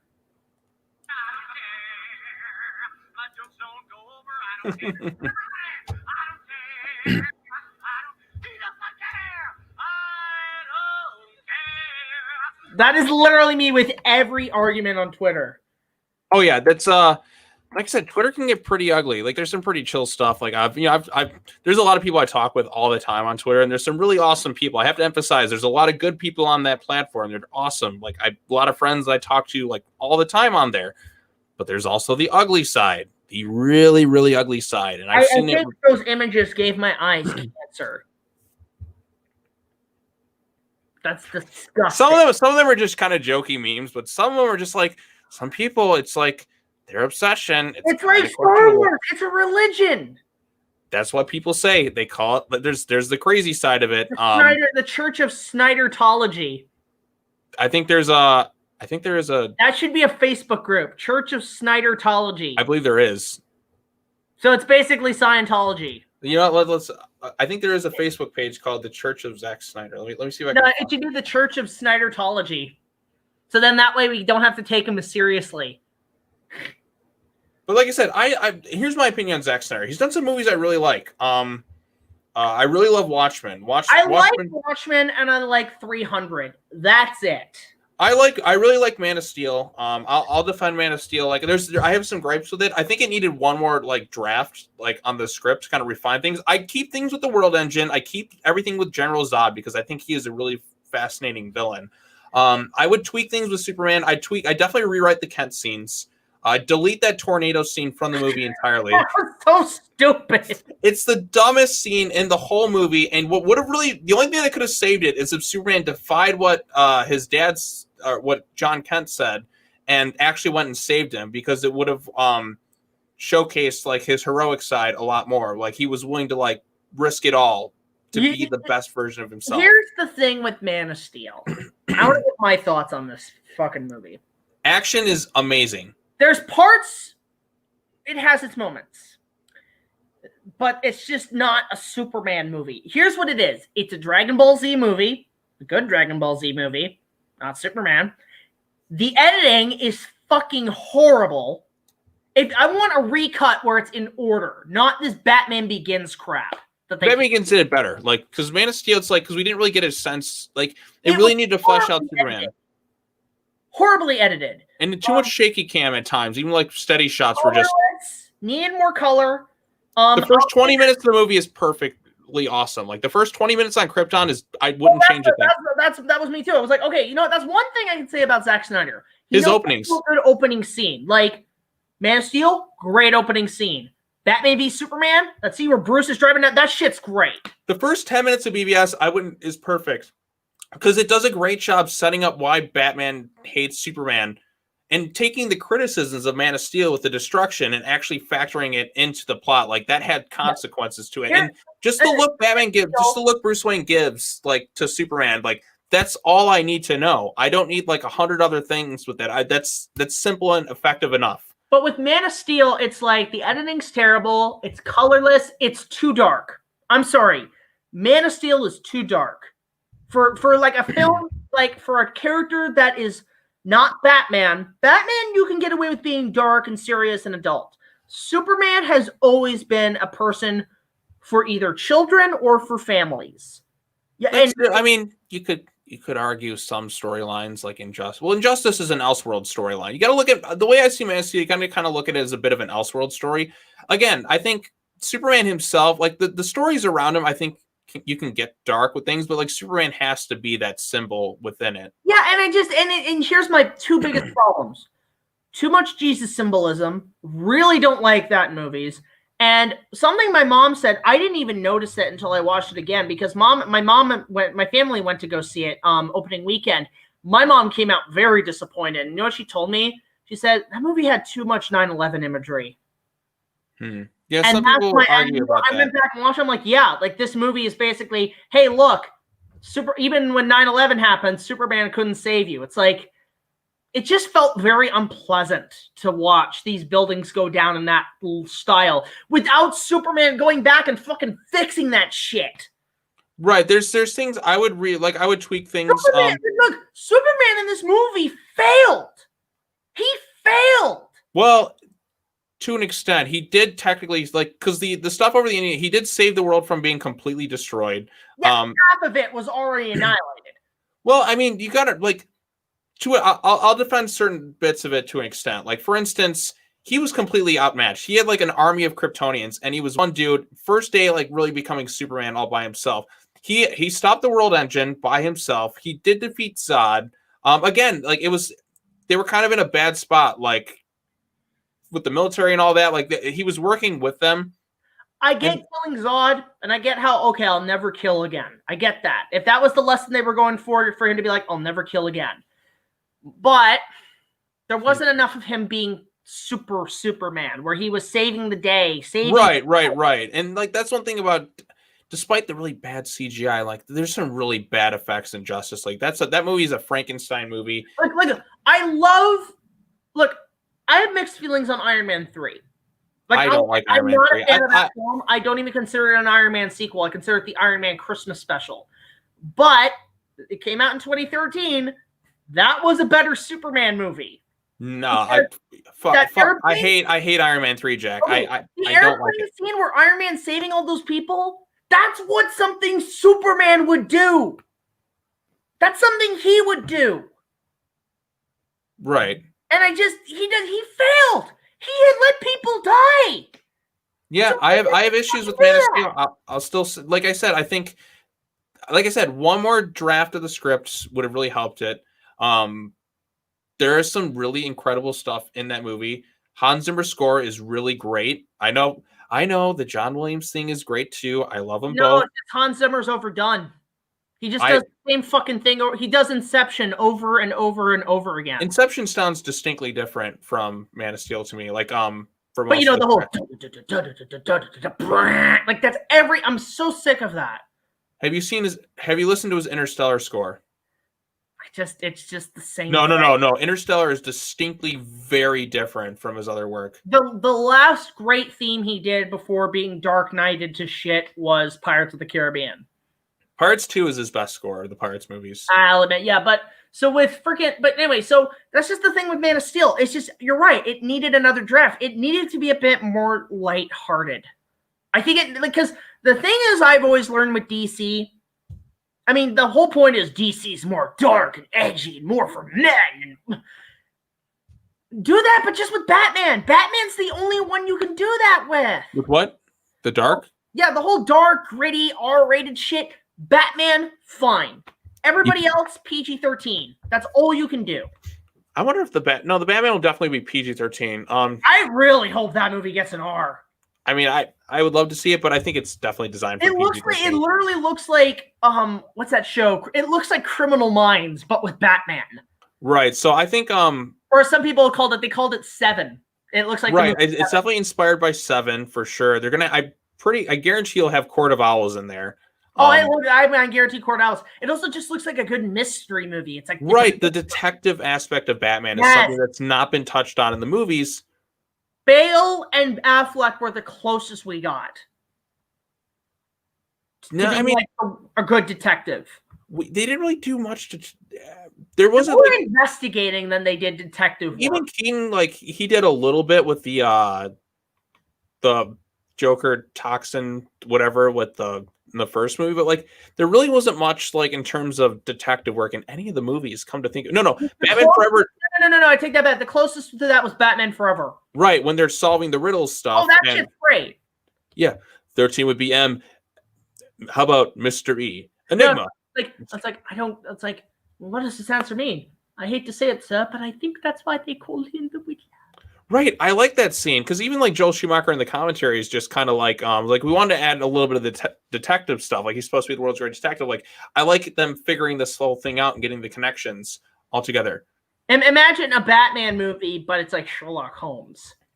I feel like that's gonna be Matt Reeves' movie because like even stylistically, there's shots that look straight out of like his Planet of the Apes movies. That, and it also looks like, again, Criminal Minds. It looks like Batman's hunting for a serial killer. Mm-hmm. Like, yeah, let's go there. Have you guys seen 7 People Through the Batman? I gotta cut this short because I'm 25 minutes on battery, but I just want to see how far we could go with this. But it was good. I think it's good talking to you, Sean. We'll definitely maybe catch up next week or something. Right, like I said, this was like shit. Has it been like 2 hours? Damn, like we're almost at the 2 hour mark. My battery's at like 25%. Yeah, that's why I put mine on the charger here. But yeah, like this was great. Like I said, I feel like I just talking, like it's really uplifting, getting all the awesome people in the comment section. It's boiling acid. For your nine pleasure, we are celebrating the very same acid that made us the man we are today. Yeah. I have to do a live stream talking Batman Forever at some point. Oh my god, we just do that. There's like whatever movies we get. Like fucking, I'm gonna do a whole Back to the Future fucking talk. Yeah, you should do that on your channel. Just do a watch party. Like those are fun to do. Like, and they give people a chance to watch the movies and yourself an excuse to watch them. Just watch them with the comments. Yeah. Actually, you know what'd be great to take the movie and actually just instead of showing the movie itself, because of the copyright, just show each shot in a still image. You can do that. What I basically do is I just I have the movie on my computer and then I just do kind of like a link up and I tell everyone to kind of watch it alongside with me. I don't play the sound or the audio in it. It doesn't get copyright that way. Yeah, true. I hope this doesn't get copyrighted because, we showed shit from PBS and they'll probably be on my ass or whatever. But anyway, Sean, thank you so much for coming in. We'll definitely maybe catch up next week. I'll maybe even bring more people in. Let's see if I can bring Ryan and Brad in, Yeah, hopefully a possibility to come in next week. I guess I'll do a quick plug on my channel. Next Friday, October 16th, there's going to be my review on Halloween 2018. It's coming out the original release date of Halloween Kills. So we couldn't get that this year. But I had a lot of fun making it. I'm not alone in this review, which should be fun. Maybe this guy shows up at some points. But yeah, I had a lot of fun making it, and I think it's going to turn out great. I actually have to get to work editing on it this week, so it'll be out next Friday. But that's the next big thing for me, and just some other news and update comic stuff, etc., etc. And yeah, I guess happy October. Hope everyone has a great one. Thanks for having me on this live stream. This is the long one. This is the long one, the longest ones. For me, guys, tune in tomorrow. You're seeing my opening night of Twilight Eclipse. And then Friday, you will see my review of Frankenstein with Boris Karloff, the iconic classic, as part of our run of Universal Monster reviews, as part of the BigJackFilms reviews. And of course, guys, if you have any more questions, any more comments, let us know in the comments. Donate to our Patreon. Just $1 more will get you early access to all of our content, as well as other special features. And of course, if you want to send us fan mail, you can so at this address, BigJackFilms, P.O. Box 326, Queensville, Ontario, L0G1R0. We'd love to hear from you, whether it be donations, gifts, letters, whatever. We'll hear it, and we'll talk about it maybe next week if we get some fan mail. But until the next video, guys, like, comment, subscribe. I'll see you guys later. This is BigJackFilms signing off, saying, despite where we're at right now, go and escape to the movies and just enjoy yourself. Right. Try and be positive. Yeah, talk about things you enjoy. All right, so we'll see you guys later. Take it easy.